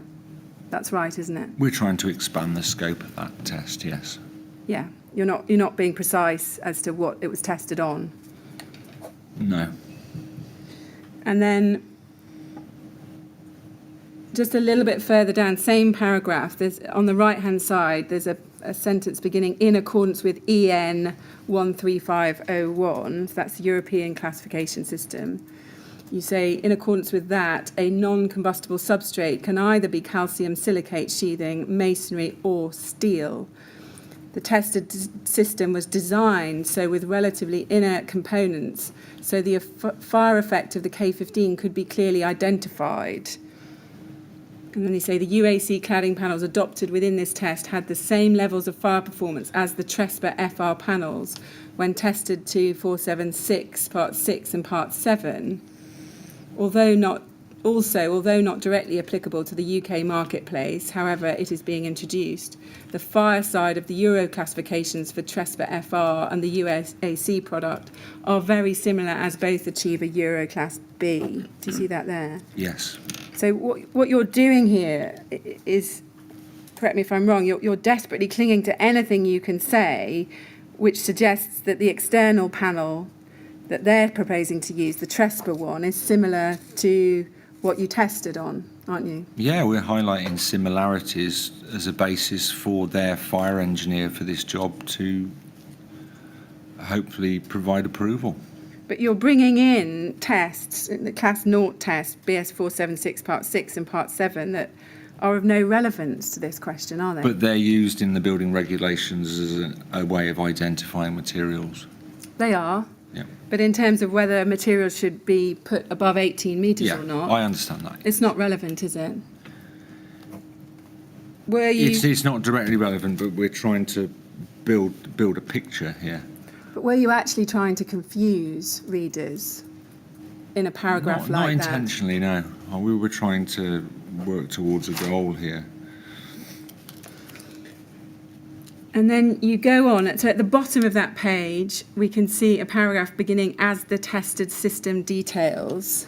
And you say this, as the tested system details the performance of Cooltherm K15 when used onto a non-combustible substrate with a Class O cladding product, we believe this is representational of the construction, i.e. a Class 0 cladding system, TRESPA FR, with a high-performance phenolic insulation K15 fixed onto a non-combustible steel-framed sheathing. Based on the enclosed data, Kingspan Insulation Limited are confident that the product is suitable for use above 18 metres, as long as fire barriers are adopted in the intermediate floor levels. However, as with all alternative methods of compliance, the final approval always needs to come from building control. Now, the reality is, isn't it, that far from being confident, you were wholly unsure of how K15 would behave with a TRESPA panel. You couldn't have had any knowledge of how that was going to play out, could you?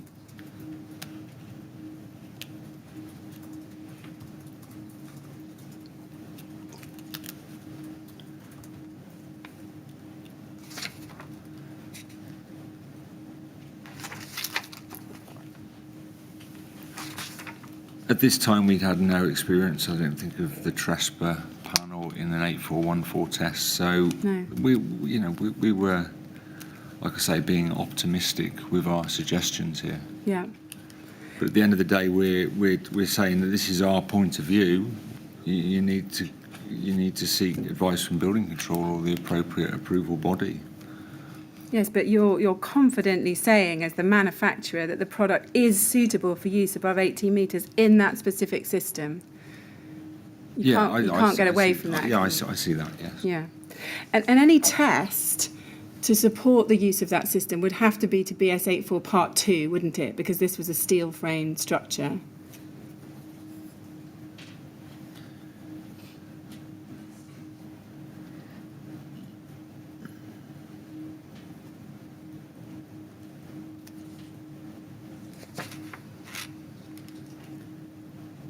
If you had to do a full large-scale test, it would have to be to Part 2, yes. Yes. And we know, don't we, that when Kingspan did test with a TRESPA FR panel in January 2014, the test was a fail. Isn't that right? Yes, that's correct.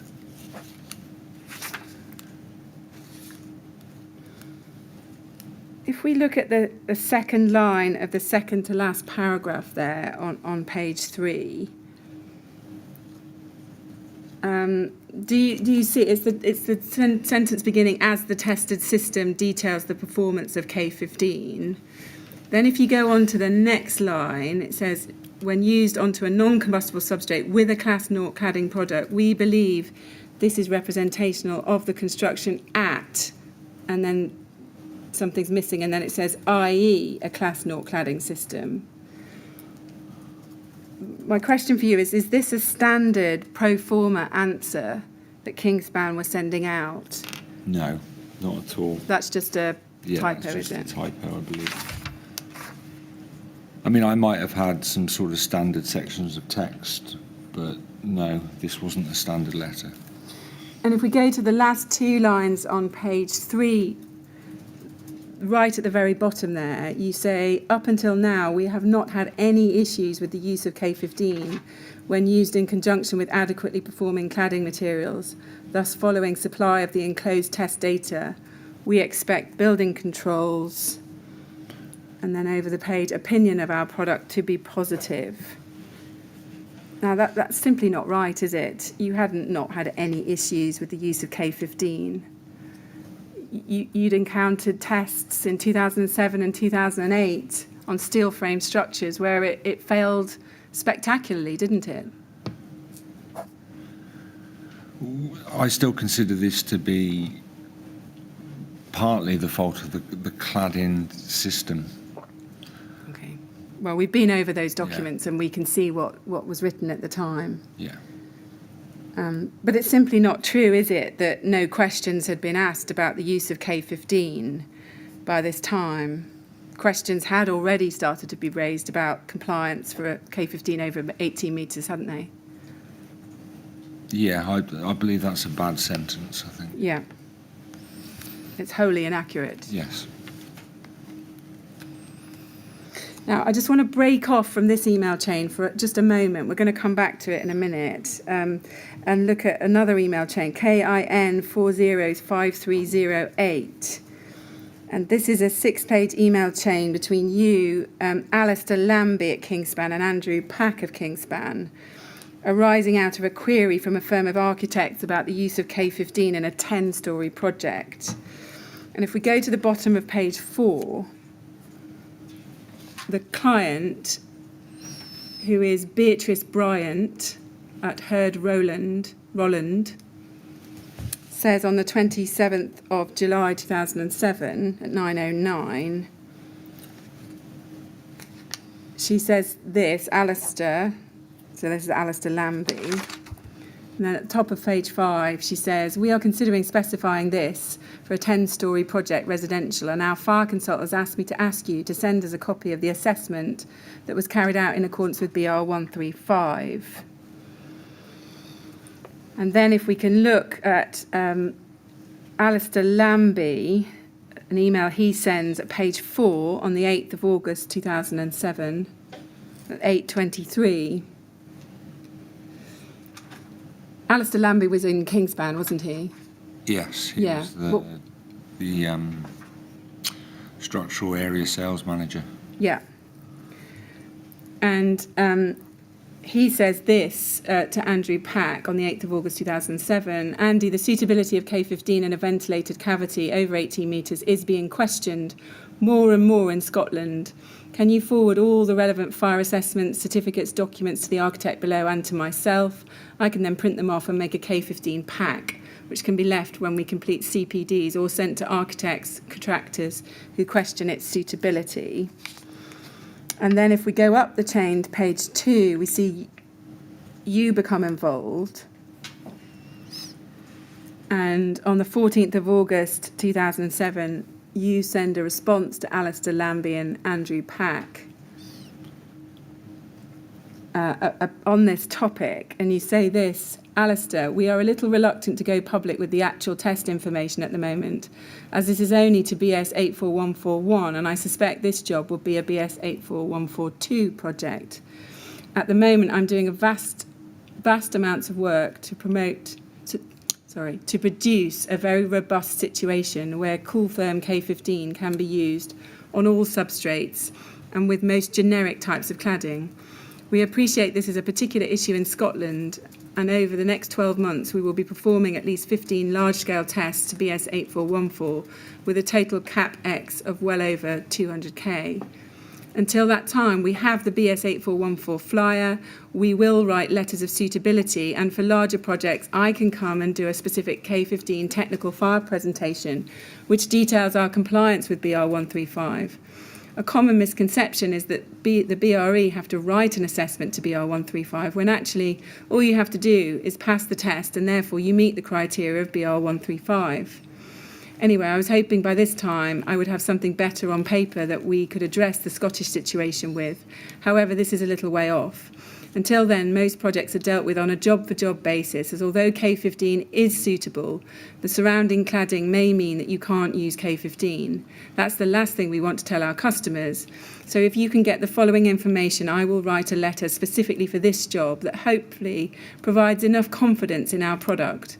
Please get off the architect, the building height, the story height, the full construction from inside to out, including products, descriptions and brand names. The trouble is K15 meets the criteria of 135, but when you start introducing other factors, it gets complicated. Hence, we will not be up for providing all the test evidence in a rain screen pack.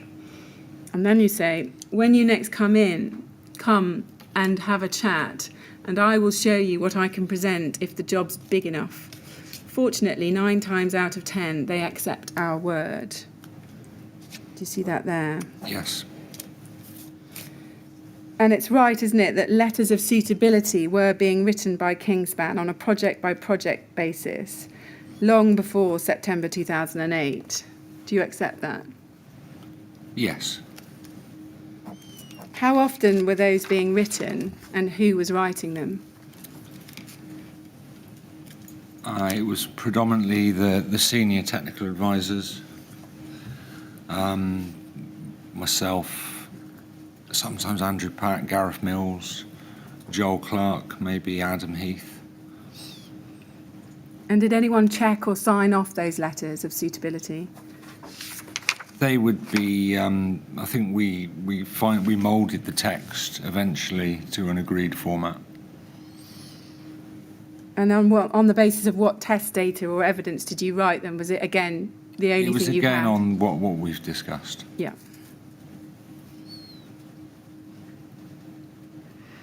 And was Philip Heath involved in that practice of writing letters of suitability? He would have seen or proofed those letters, yes. And what about Malcolm Rochford? I can only assume so, yes. And when you say, fortunately, 9 times out of 10, they accept our word right at the end, is that right, that 9 times out of 10 customers who got in touch with Kingspan about use over 18 metres would accept Kingspan's word? I think I'm just being optimistic there. I was trained to be optimistic. So are you saying that an accurate figure would be less than that? Yeah, potential. I'd say, it was 3 times out of 10 we'd keep a specification. but there was a lot of specifications going about. Was it a commercial strategy, or was it part of the commercial strategy to maximise sales from customers who were not asking technical questions, knowing that that would compensate for those that did because so few raised queries? The strategy, the Kingspan strategy would be to go after every job. Right.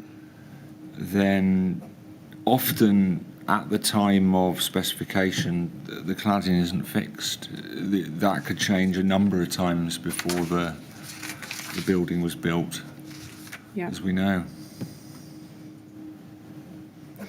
Now, I want to, having looked at that from earlier, I want to pick up back again in the Grosvenor Waterside chain that from September 08. If we go back to KIN 402589, and I want to look on now. I'm looking at your response at page 4. So I think we'd started to look. Yes, we'd been looking at your detailed response. Perhaps we can just remind you of that back on page 3. I've been going through it paragraph by paragraph with you, and we got to the bottom of the page. And then if we can go over to page 4, I want to look at the top of page 4. And right in that top line, in the middle, you begin, Kingspan Cooltherm K15 rain screen insulation has been used on many high-rise projects and is slowly becoming a household name in this marketplace. Do you see that there? Yes. And is it right that by September 2008, no other thermoset plastic insulations were being marketed for use over 18 metres? I don't know if that was the case. I don't know when the Celotex product was introduced. The RS 5000 or product. the FR, whatever it was, 4000. Well, the RS 5000 that was being marketed for use above 18 metres was being marketed for use from August 2014. Okay. So many years after this. Other than the Celotex product, were you ever aware of any other thermoset plastic insulations that you were competing with in this market? I think Extratherm had a board. Yeah. And otherwise, would it be mineral wool products? Yeah. Yes. Yeah. Were they your main competitor? Yes, definitely. And then if we continue, picking it up in the second line at the top of that page, you say, where there is a risk of fire or the insulation is semi-exposed, Kingspan Insulation Limited will only allow the specification of high-performance thermoset phenolic material that will not melt, run or drip when exposed to fire, as well as having Class 0, which is a property that few foamed materials can boast of. Owning the product has very negligible smoke emissions, less than 5% when tested to BS 5111. Both are crucial characteristics that can help maintain life and property in the event of an outbreak. And then you say, further to your question in respect of compliance, we must highlight again that although we understand the information we are providing has allowed specification and use of our product on other high-rise projects, the final approval needs to come from building control. However, we are confident that once the full information has been reviewed, continued usage should not be an issue. Do you see that there? Yes. And just to be clear, there existed no test data which could support the use of K15 in this build-up, did there? This was the Trespa FR construction, wasn't it? Yeah, on a steel frame. No direct test data, no. No. Your response is sent on to Wintec for comment, and Steve Lee of Wintec responds to Simon Hepworth on the 1st of October, which is, if we go to the second email on page 1 of this chain. So Steve Lee of Wintec comes back about Grosvenor Waterside, and in the first paragraph he says, we've had a look at the BRE document, but it is referring to the test that is not recognised as being a cover-all. In short, what they have tested is not what we've got on the job, and BRE will not give approval on a generic detail. As we've spoken about before, they will only certify on a job-to-job basis. While I would not disagree with what Ivor's saying, BRE need to certify the material or the building control officer needs to pass it. I hate to be so negative, but there's an awful lot riding on this decision. And as we've stated, we're not fire engineering specialists. Do you see that there? Yes. And all of that was correct, wasn't it? Wintec were entirely right to point out that the BRE document couldn't cover all, and certainly couldn't cover what they've tested, could it? What they've got on their job.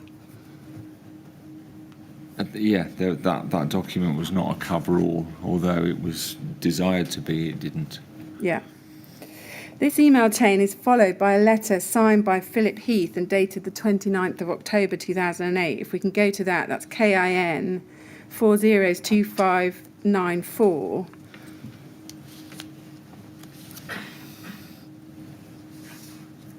This is a letter from Kingspan Insulation, and it's 29th of October 2008. It's for the attention of Mr. Simon Hepworth, the senior designer at Aztec Projects Limited.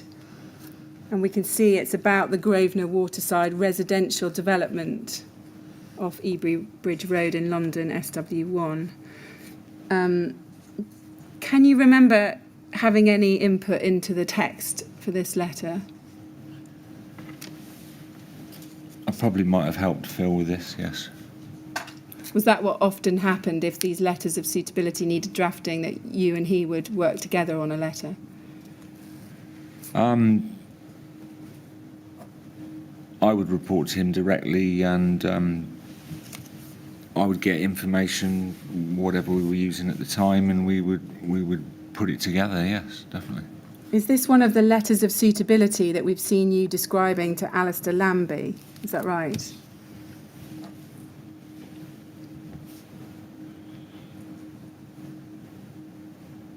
I mean, these letters of suitability, they were the intention was that they were bespoke for the specific project. Yeah, I understand. Although we have we wanted catch-all test data, we knew we could never say that, we could never write a letter that was going to cover every scenario. Yeah. There was different types of cladding which we had different opinions about, and there was different types of fire barriers, etc. Yeah. So, each letter was going to be individually produced. That's why we kind of took this off the frontline technical department, this kind of work, because it was too complex. Yeah. Now, the first three paragraphs here, actually the first four, sorry, the three underneath the first one about in response to recent items of correspondence, those three paragraphs below that are setting out some information about the building regulations and approved document B.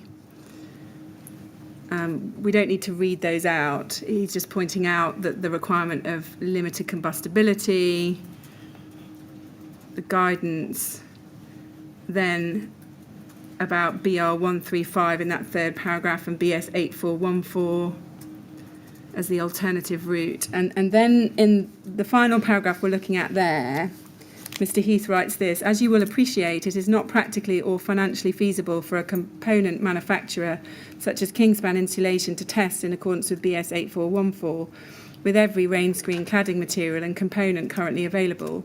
However, tests undertaken by ourselves with and without a generic cladding system showed the requirements of BR 135 via BS 8414 test method were achieved.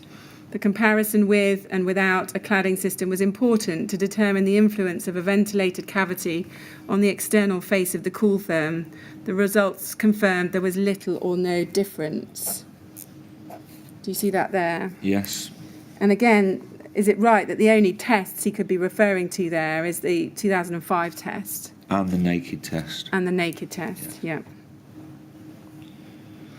And if we go over the page to the first paragraph, it says there at the top, based on above route to compliance, together with British Board of Agreement approval, so that's the original BBA certificate from 2008, Kingspan Insulation Limited can confirm the product is fit for the intended purpose and is suitable for your development. Do you see that there? Yes. So you're confirming in a formal letter that the K15 product is fit for purpose and suitable for the development. That's right, isn't it? That's correct, yes. And yet, as you've accepted, there was no test data that would support the use of K15 with a Tresper system on a steel framed. There was no direct test data, no. No. And it's right, isn't it, that this assurance that Kingspan confirmed the product is fit for purpose and suitable for your development was given in many, many cases by Kingspan, wasn't it? It was standard terminology. Yeah.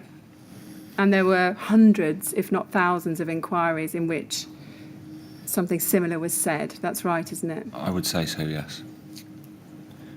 And it would lead, that wording would lead many designers and architects to believe that they completed their due diligence in getting written confirmation from the manufacturer about the suitability of the product, didn't it?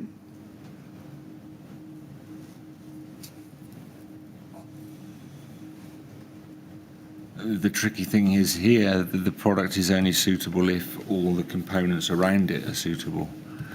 So, sorry, could you rephrase the question? Well, yes. I mean, in this letter, for this letter, you shouldn't have been advising this at all. The furthest you could have gone is to say, this was our build-up, your build-up's different, we don't think you can use it, but it's a matter for you. You could have said that, couldn't you? That would have been a less positive letter, definitely, yeah. Yes, less positive for Kingspan's commercial sales. Yes. And that was the sole consideration at this time, wasn't it? That was the goal of the business. Yeah. And not even this time, throughout the period you worked at Kingspan. That's right, isn't it? Yeah, certainly. Now, I've taken you to those examples, and it's swept up a number of projects there. But it's one of many others where similar advice was given. You accept that, yes? Yes, definitely. So I don't have the time to take you to all of them, but I've taken you to those. Can we now look at KIN 409643?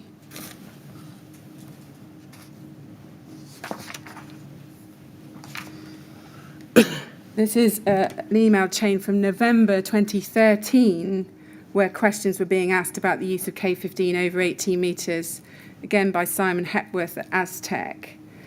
And if we can go to the second paragraph on page 1. So this is Simon Hepworth to Joel Clark, Mark Swift, and you're copied in. Mm-hmm. And he says this in the second paragraph: your email would indicate it is still Kingspan's view that K15 is fit for purpose over 18 metres. Is this the case? You have talked about non-combustible substrates, yet the main points of contention with regard to your 8414 testing is that it was based on blockwork substrate, not steel frame structure, with a sealed cementitious outer cladding. Neither of these conditions even remotely resemble what the proposed construction is here, and you know it is the BRE's view that the use of K15 should not be specified on the basis of those test results. Do you see that there?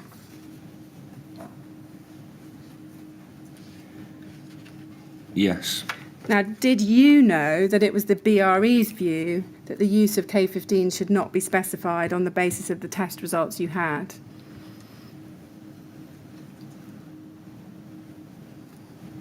There was a complaint from the BRE, I think we discussed it yesterday, which would allude to that, I believe. And is it right that after this, you were tasked with defending Kingspan's position in writing when challenges were raised about the use of K15 over 18 metres? This was something that was always a requirement. Do you recall Tony Millichap saying to you that you ought to defend Kingspan's position in writing?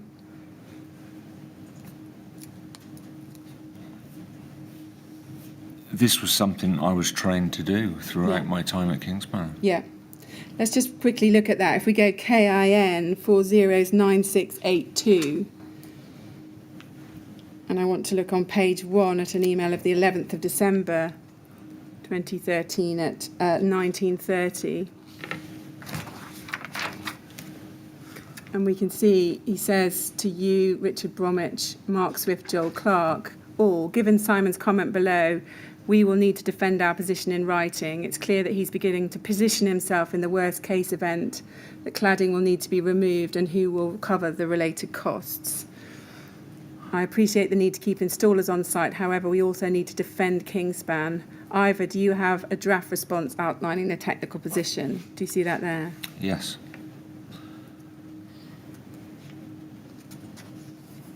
And do you agree, as a result of being tasked to defend Kingspan's position, you knowingly misled a number of professionals about K15's performance in fire?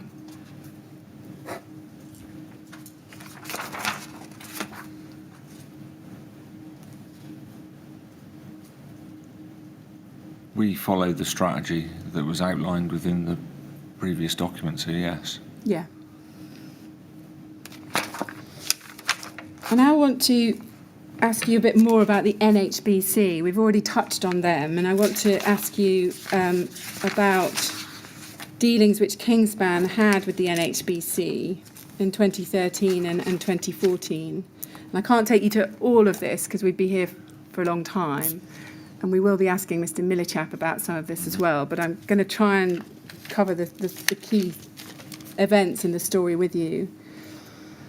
Now, if we look in your witness statement at page 46, at paragraphs 103 to 104, at the top of page 46,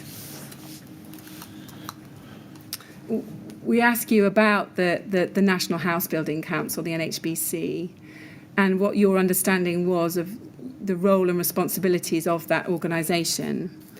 And you say this, you say they claim to be one of the leading warranty and insurance providers for new homes in the UK.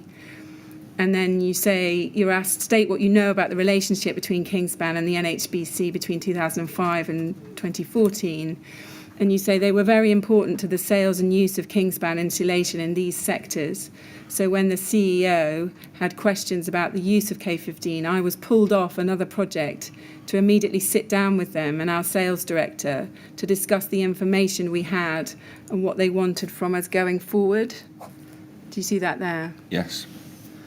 So it's right, isn't it, that you were pulled off another project because Kingspan had received an email from John Lewis at the NHBC asking detailed questions about the compliance of K15 for use over 18 metres. That's right, isn't it? Yes, that's the case. Yeah. And if we can go to a document NHB 50645, I want to look at page 2, an email that John Lewis sends on the 13th of December 2013 at 17:51. And it's to the Kingspan Technical Inquiries email, copying in Steve Evans, Dave White, Graham Perrier. And he says, hello, thank you for your help so far. I and my managers here at NHBC would very much like to resolve this issue with you as soon as possible. Could I request that you escalate it to your management team with a view to a meeting early in the new year between both parties? And then he says this, unfortunately, given the number of affected projects that NHBC deals with, we feel that we need to start to advise our customers that K15 doesn't comply with the building regulation requirements or the BBA certificate when used on a building in excess of 18 metres high. I look forward to hearing from you as soon as possible. When John Lewis there says, given the number of affected projects that NHBC deals with, do you know approximately how many projects that might have been at that time?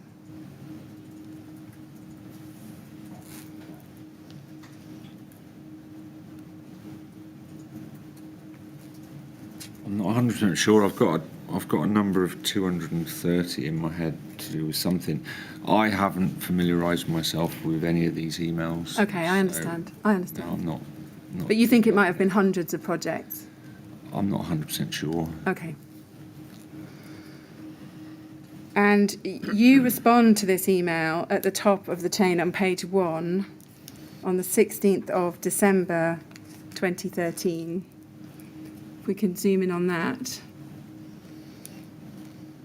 And you say this: "Hi John, further to your correspondence with our technical team, we would like to invite you to our head office in Herefordshire in the new year. Alternatively, we can come to you. Having read your comments, we request that you hold off on advising your customers until we've had a chance to sit down and go through the body of evidence that leads to our alternative method of compliance. We appreciate the opportunity to talk you through this. Therefore, the sooner we can have this discussion, the better." And you ask if you can propose dates for January and February. That would be for 2014, so you can get something in the diary. Now, before you responded, would you have discussed the content of your response with your managers? Yeah, definitely. Yeah. And you're referring there, in the third line down, to a body of evidence. You want to sit down with them and go through a body of evidence that leads to the alternative method of compliance. What body of evidence are you referring to there? We're talking about all the test data we have, which was obviously the BS 8414 Part 1 report. We were going to show them our small-scale work, our internal tests. You know, we were quite frank and open with the NHBC once we got into these meetings. I see. But for buildings over 18 metres, all you had in terms of relevant test data was, at best, the 2005 test, even though that was on a different product, yeah? Yeah, certainly. But we needed to push our thoughts about the other components. It was all coming down on the insulation material shoulders, when actually the other components also have a right to prove their suitability above 18 metres. And how did Kingspan plan to respond in terms of any structural steel frame projects?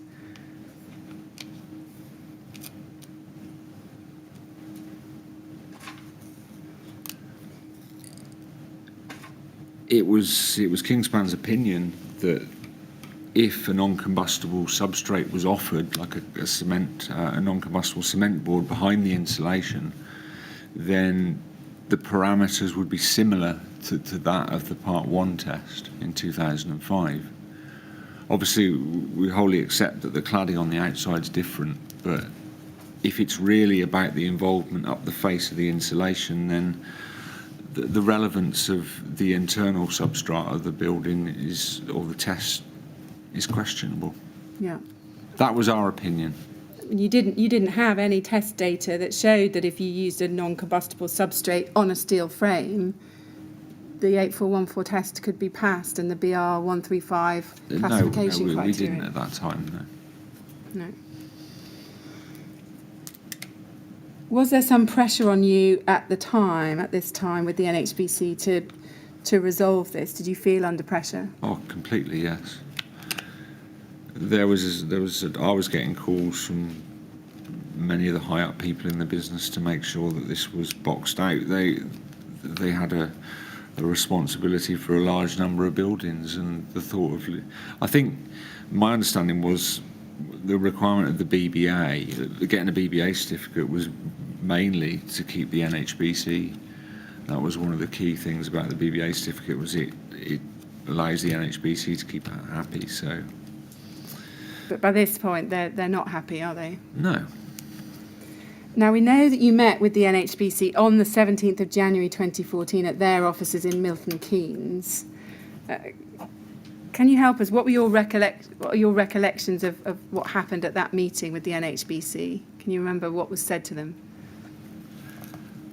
I remember we would have presented the information that we had to date and talked them through our needs for going out and pushing this request onto the other components, because we couldn't get the cladding manufacturers to buy in. They were happily being used above 18 metres with our insulation or a non-combustible insulation, and they just weren't interested in doing BS 8414 testing. No. So is it your evidence that you did actually pass to the NHBC a body of evidence which supported K15's use above 18 metres?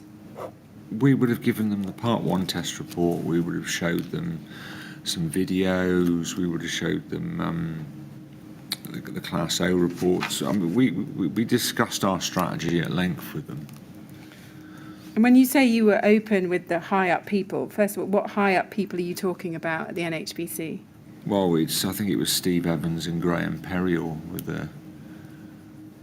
We explained what information we had, and they came back saying, well, that's all very well, but we want you to get somebody else to put this in writing as well. Did you tell them at that first meeting that the 8414 Part 1 test from 2005 had been carried out on a different K15 product? No, that wouldn't have been mentioned. No. Did you tell them anything about the worsening in the fire performance that you witnessed in the 2007 and 2008 tests? No, that was internal information only. Yeah. So you weren't completely open and transparent with them, were you? I would have been out on my ear if I'd have told them that sort of information, so I couldn't. And who else was with you from Kingspan at the time of this meeting? Was it Mr. Millichap? I don't know whether it was Tony, Adrian or Richard Burnley. I think we had 3 meetings with them. Yeah. Mark Swift was there, and one of them as well. It's right, isn't it, that 10 days before this meeting, so this meeting was on the 17th of January, and on the 7th of January 2014, you had carried out a test to BS 8414 Part 2 at the BRE Burn Hall. That's right, isn't it? This was which test, sorry? The January 2014 test. Can you remind me of the construction, and was that sponsored directly by Kingspan, was it? Yes, it had K15 in it. It was the TRESPA test. Oh, right, okay. And that test was a fail, wasn't it? It was not successful. Yeah, he wasn't successful, no. Did you mention that to the NHBC at the meeting 10 days later, that you tested with a TRESPA system just a few days before to Part 2 and it had failed? I know that the BBA had witnessed this test. I can't quite recollect whether it came up, to be honest. Okay. But you don't have a positive recollection of telling the NHBC about that? I don't have any positive recollections of that meeting, no. Okay. Now, around this time, the NHBC began to ask Kingspan to provide written approval for the use of K15 over 18 metres on a project-by-project basis. Do you remember that? Yes. And if we can go to KIN 405894 and look at page 1, an email you send on the 3rd of February 2014 at 1813. Yeah, in the middle of that page. You say this, Tony, so this is to Tony Millichap, high importance, NHBC need your thoughts is the subject. Tony, I'm getting increasingly concerned about the number of K15 projects that the NHBC are involved in and the fact that they are referring to us for confirmation that the product is suitable. With this in mind, if you can just check the letter below and give me your thoughts. I do not think I can do any more apart from allude to our forthcoming test programme, which is what we advised the NHBC we were doing. And then you've got some text. Kingspan Insulation Limited, during 2014, intend to embark on a test programme to further... And I think what's happened after you've drafted this is Tony Millichap has suggested some alternative wording in here. Is that right? Can you remember that? I think we see that from the chain in a moment. But anyway, Yeah, we've got his blue font in he's there. deleted prove suitability, Yeah. and he's written extend the scope of use for with his initials. Of cool firm K15 in high-rise facades, therefore would appreciate feedback on any combustible cladding systems that you are typically adopting in high-rise buildings. And then you say, the reason the NHBC are asking for this information at the moment is because they do not want to say no to Kingspan. However, if we cannot provide the correct information, they will say no. If you can provide your sign-off to the letter below and suggest if it needs anything else, it would be appreciated. Do you see that there? Yes. Can you help us? Why did the NHBC not want to say no to Kingspan? Why was that? I think it's a matter of cost, really. A high-performance insulation is considerably thinner than the non-combustible alternative. If the cladding zone is reduced, the footprint of the building can be expanded, the fixings, all the bracketry, everything is considerably reduced. There's massive cost savings to look towards a high-rise, massive cost savings to look towards utilising high performance in high-rise or in any wall build-up. So you think the NHBC were reluctant to stop using K15 on buildings it was involved with because K15 was cheaper than other alternatives and therefore advantageous to it? Yes, and I think maybe they'd gone down the route of a number of buildings already, and they were worried that they needed us to provide more satisfactory information, so they didn't have to maybe go back to those buildings and correct how it had been installed, maybe. Yeah, so they're also worried that they've got K15 on a lot of existing buildings, Yeah. and they don't want to have to go and take it all down. Yeah, certainly. Yeah. Now, you're saying here very clearly in this email, I'm getting increasingly concerned about the number of K15 projects the NHBC are involved in, and the fact they're referring to us for confirmation that the product's suitable. What was Mr. Millichap's response to your concerns as expressed here? Is there not anything in the email chain? Let's just look at the top of this page. See, what we get there is just with some tweaks, otherwise happy. Do you see that? Yes. So I don't think we've got anything in the emails we can see where he's substantively responding to the concern you're raising. He's just saying he's just edited my text and Yeah. he's happy with it. But do you recall having discussions with Mr. Millichap at this time that you were concerned about the position with the NHBC and the lack of substantiation? I was always concerned about the position of K15. Yeah. So, like I say, I tried my best to sit on my thoughts because they didn't do me any favours, but this was all a major headache. Yeah. It was more than a major headache, it was a nightmare. Yeah. Now, a few weeks after that exchange we've just discussed, you send an email to the technical team about K15 NHBC queries. If we go to KIN 402163, we can see an email sent on the 26th of February 2014. So if we look at the top of that page, 26th of February 2014, you to Joel Clark, Matthew Ball, Matthew Evans, so people in the technical team, is that right? Technical officers in the team? Yeah, those are the frontline technical people, yeah. Yeah. And the subject is K15 NHBC queries. Do you see that? Yes. And then you write in the first paragraph, we are using the text below when the NHBC are asking for confirmation that K15 is suitable for use onto steel frame structures above 18 metres. The paragraph highlighted in yellow can be amended to suit the project. If you have anything you feel we should add or remove, please let me know. And then you say, can we keep a note of the projects we send this out on and get the ASM? What's the ASM? Area Sales Manager. Yeah, to confirm if and when we get the order. Do you see that there? Yes. And we can see the generic text that would be sent out below that, not in bold.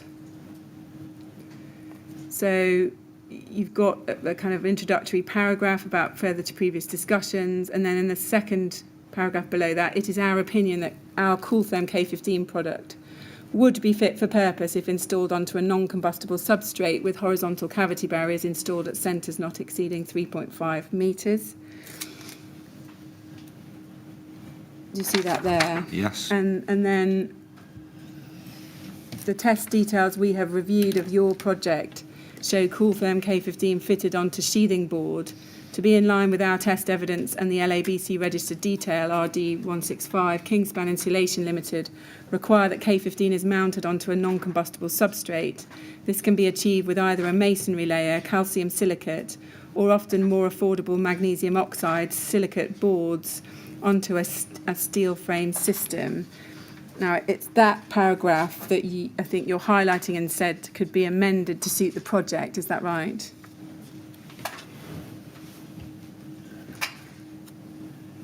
Yeah, as to whether it was a steel frame system or a masonry substrate, yeah. Yeah. So you've highlighted in yellow to the team that that's the one they can adapt Yeah. for use. It's just a case in of different. you remove it or leave it in, yeah. Yeah. And you then go on, Kingspan installation of tested Cooltherm K15 successfully to 8414 Part 1. In this test, the Cooltherm was fitted onto a non-combustible substrate, so it doesn't say that's masonry, does it, there? No, we'd started using the terminology non-combustible substrate, Yeah. like I said before, because it opened the door to our thoughts that Part 1 tests could be used on steel frame if the substrate wasn't penetrated. Yeah. And it was just really, and that could be argued as well, I believe. Well, it could be argued, but you didn't really believe that was... Yeah, we're providing this accurate, information did in good faith and in recognition of the restrictive nature of this test. Well, I would suggest that you weren't providing it in good faith. What I would suggest is you're providing this text so that you can keep NHBC work using words which have no basis in the test data. Would you agree? I can understand that, yes. You agree? Yeah.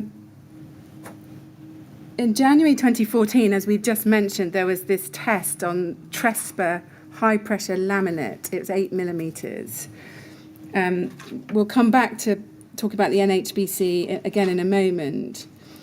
But I just want to ask you a little bit more about that January test. It was a 8414 Part 2 test undertaken in partnership with Aztec Projects. And I just want to ask you, who decided on the build-up that was to be tested in that 8414 test? Can you remember?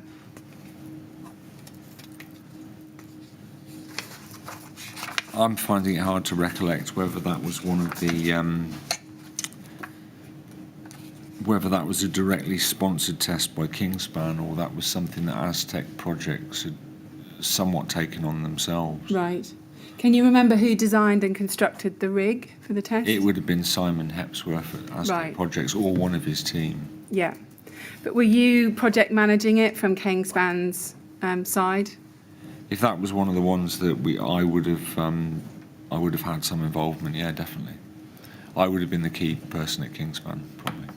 And was the K15 that was tested in that test standard new technology K15? It would have been the latest off-the-shelf new technology K15. Okay. I believe. However, there was some work done with some fire retardant products as well around this time. So Yeah. Well, we're going to come back to that. I'm struggling to be clear on that, to be Yeah, honest. let me try and help you. There's a PowerPoint presentation that you did in May 2015. If we can look at this, KIN 3021945. It's a document dated the 18th of May 2015, and it would appear to be a presentation you put together. Do you see that there? Yes. Can you remember this? Yes, I think so. Yeah. So it's headed the facade insulation solution. And if we can go to slide 17, we can see it's under the heading testing to date. Do you see that there? Yes. And we can, if we go down to the January 2014 test towards the bottom of that page, can you, 3 lines up, do you see that? January 2014. Yeah. Sponsor is Kingspan, the thickness is 80 millimetres, the product is K15, and then under formula facer in the next column, it says 25 micron unperforated. Can you see that?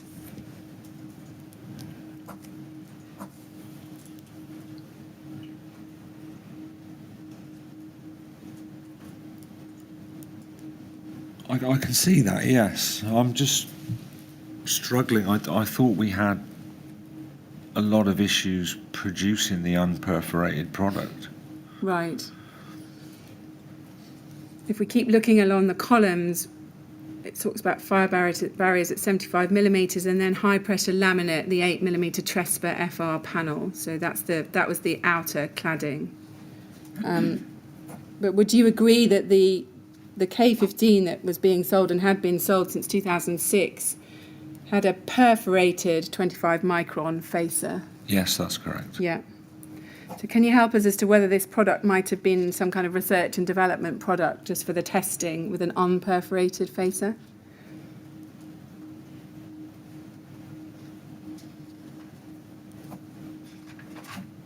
It looks to be, but I can't recollect this. Okay. The BRE would have samples of this board, wouldn't they? They should have. Is it your understanding that the BRE, keep samples? They retain a little bit of each. Specifically with the latter tests, what I wanted was I was driving towards Kingspan to get certification for our test methods. So what we could do, we could tie the test back to the material, to the production run, and then when they came in and audited, that would allow them to sort of like identify the product. It would also ensure that I could maintain congruence of the formulation against the test result and stop, the product being developed in ways that were not suitable for the testing. But you can't help us here as to why we're seeing an unperforated facer there. I can't recollect at the moment, to be honest. I know I lobbied for an unperforated version, but I've just got a feeling that we could never manufacture that, or Kingspan could never manufacture that. Okay. Do you remember? That might have been the solstice. Sorry, there was a solstice additive which might have helped with that. So yeah. Yes, I'm coming to the solstice. I think we see that coming in the March 14 and July 14 tests. You see below that. Yeah. The Sol. Let's leave that for the moment because I want to deal with that when we get to those tests. But just back to the January 2014 tests, it's right, isn't it, that it was a fail, both in relation to the thermocouple temperatures and because flames were above the rig? That's correct, yes. Yeah. And then if we can look at an email chain now from January 2014, this is KIN 3021905. And I want to look at the bottom of page 2 at an email of the 9th of January 2014.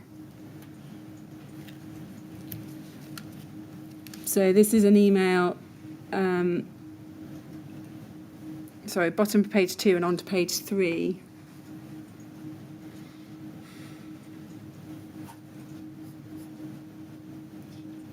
Actually, I think it may be, if we can go up, I may have an incorrect reference there. If we go up to the bottom of page 1 and on to page 2.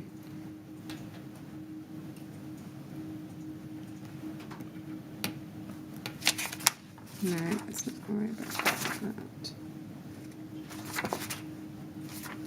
I got that right?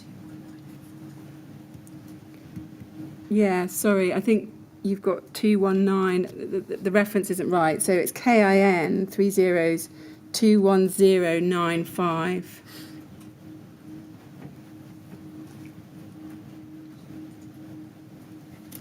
Yes, and if we go to the bottom of page 2 and on to page 3. Yeah, so it starts at there on the 9th of January 2014 at 17:35, and the subject is 15 minutes. And you say, if you look to the back page, you'll see where the 15-minute reference comes from.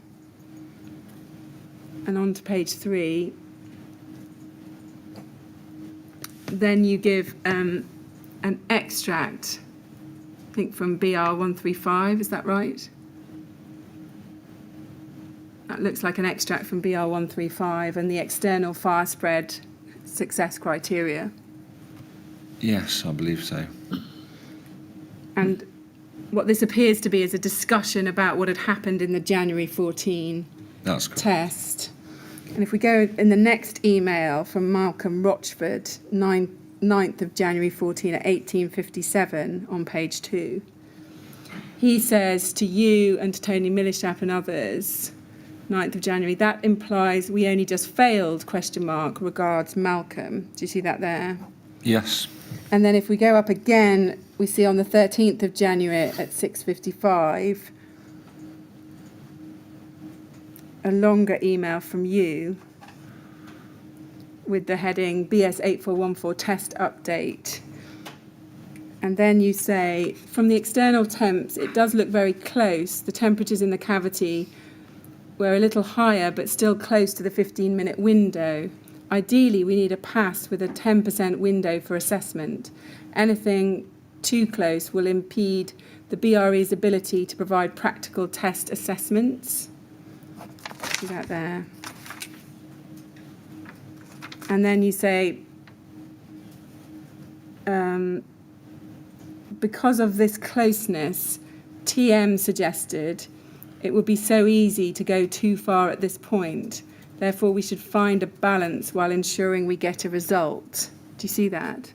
So you seem to be reporting a comment from Tony Millichap, is that right? It seems that way, yeah. Yeah, and he said it would be so easy to go too far at this point, therefore we should find a balance whilst ensuring we get a result. Can you help us with what he meant by that, or what you understood him to mean by that?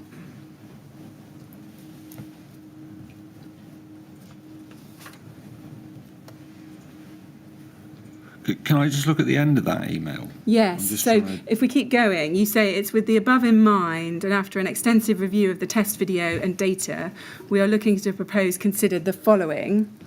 And then what you do in the next part of the email, if we go over the page, is you propose various changes to how the test is carried out. Mm-hmm. And you say at 1, you could slightly raise both cavity barriers to maximise their influence and extend the width.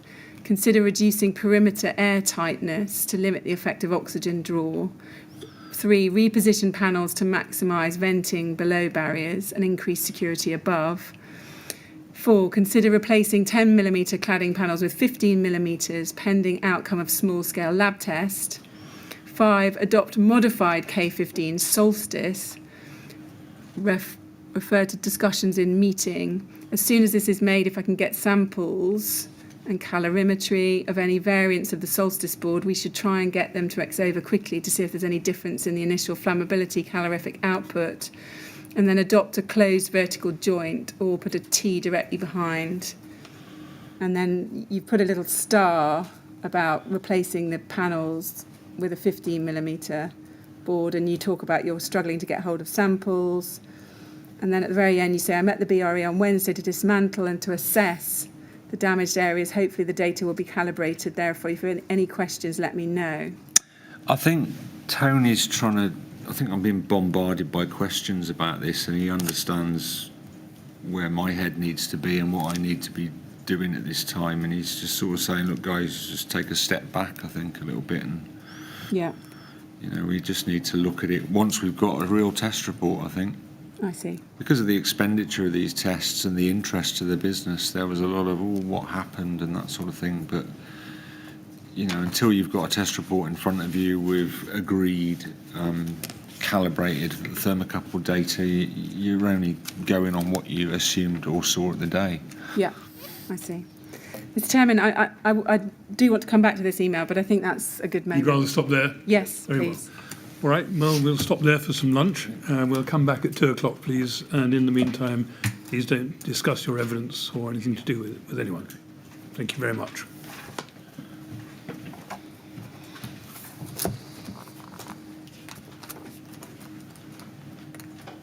Good. 2 o'clock then, please. Thank you.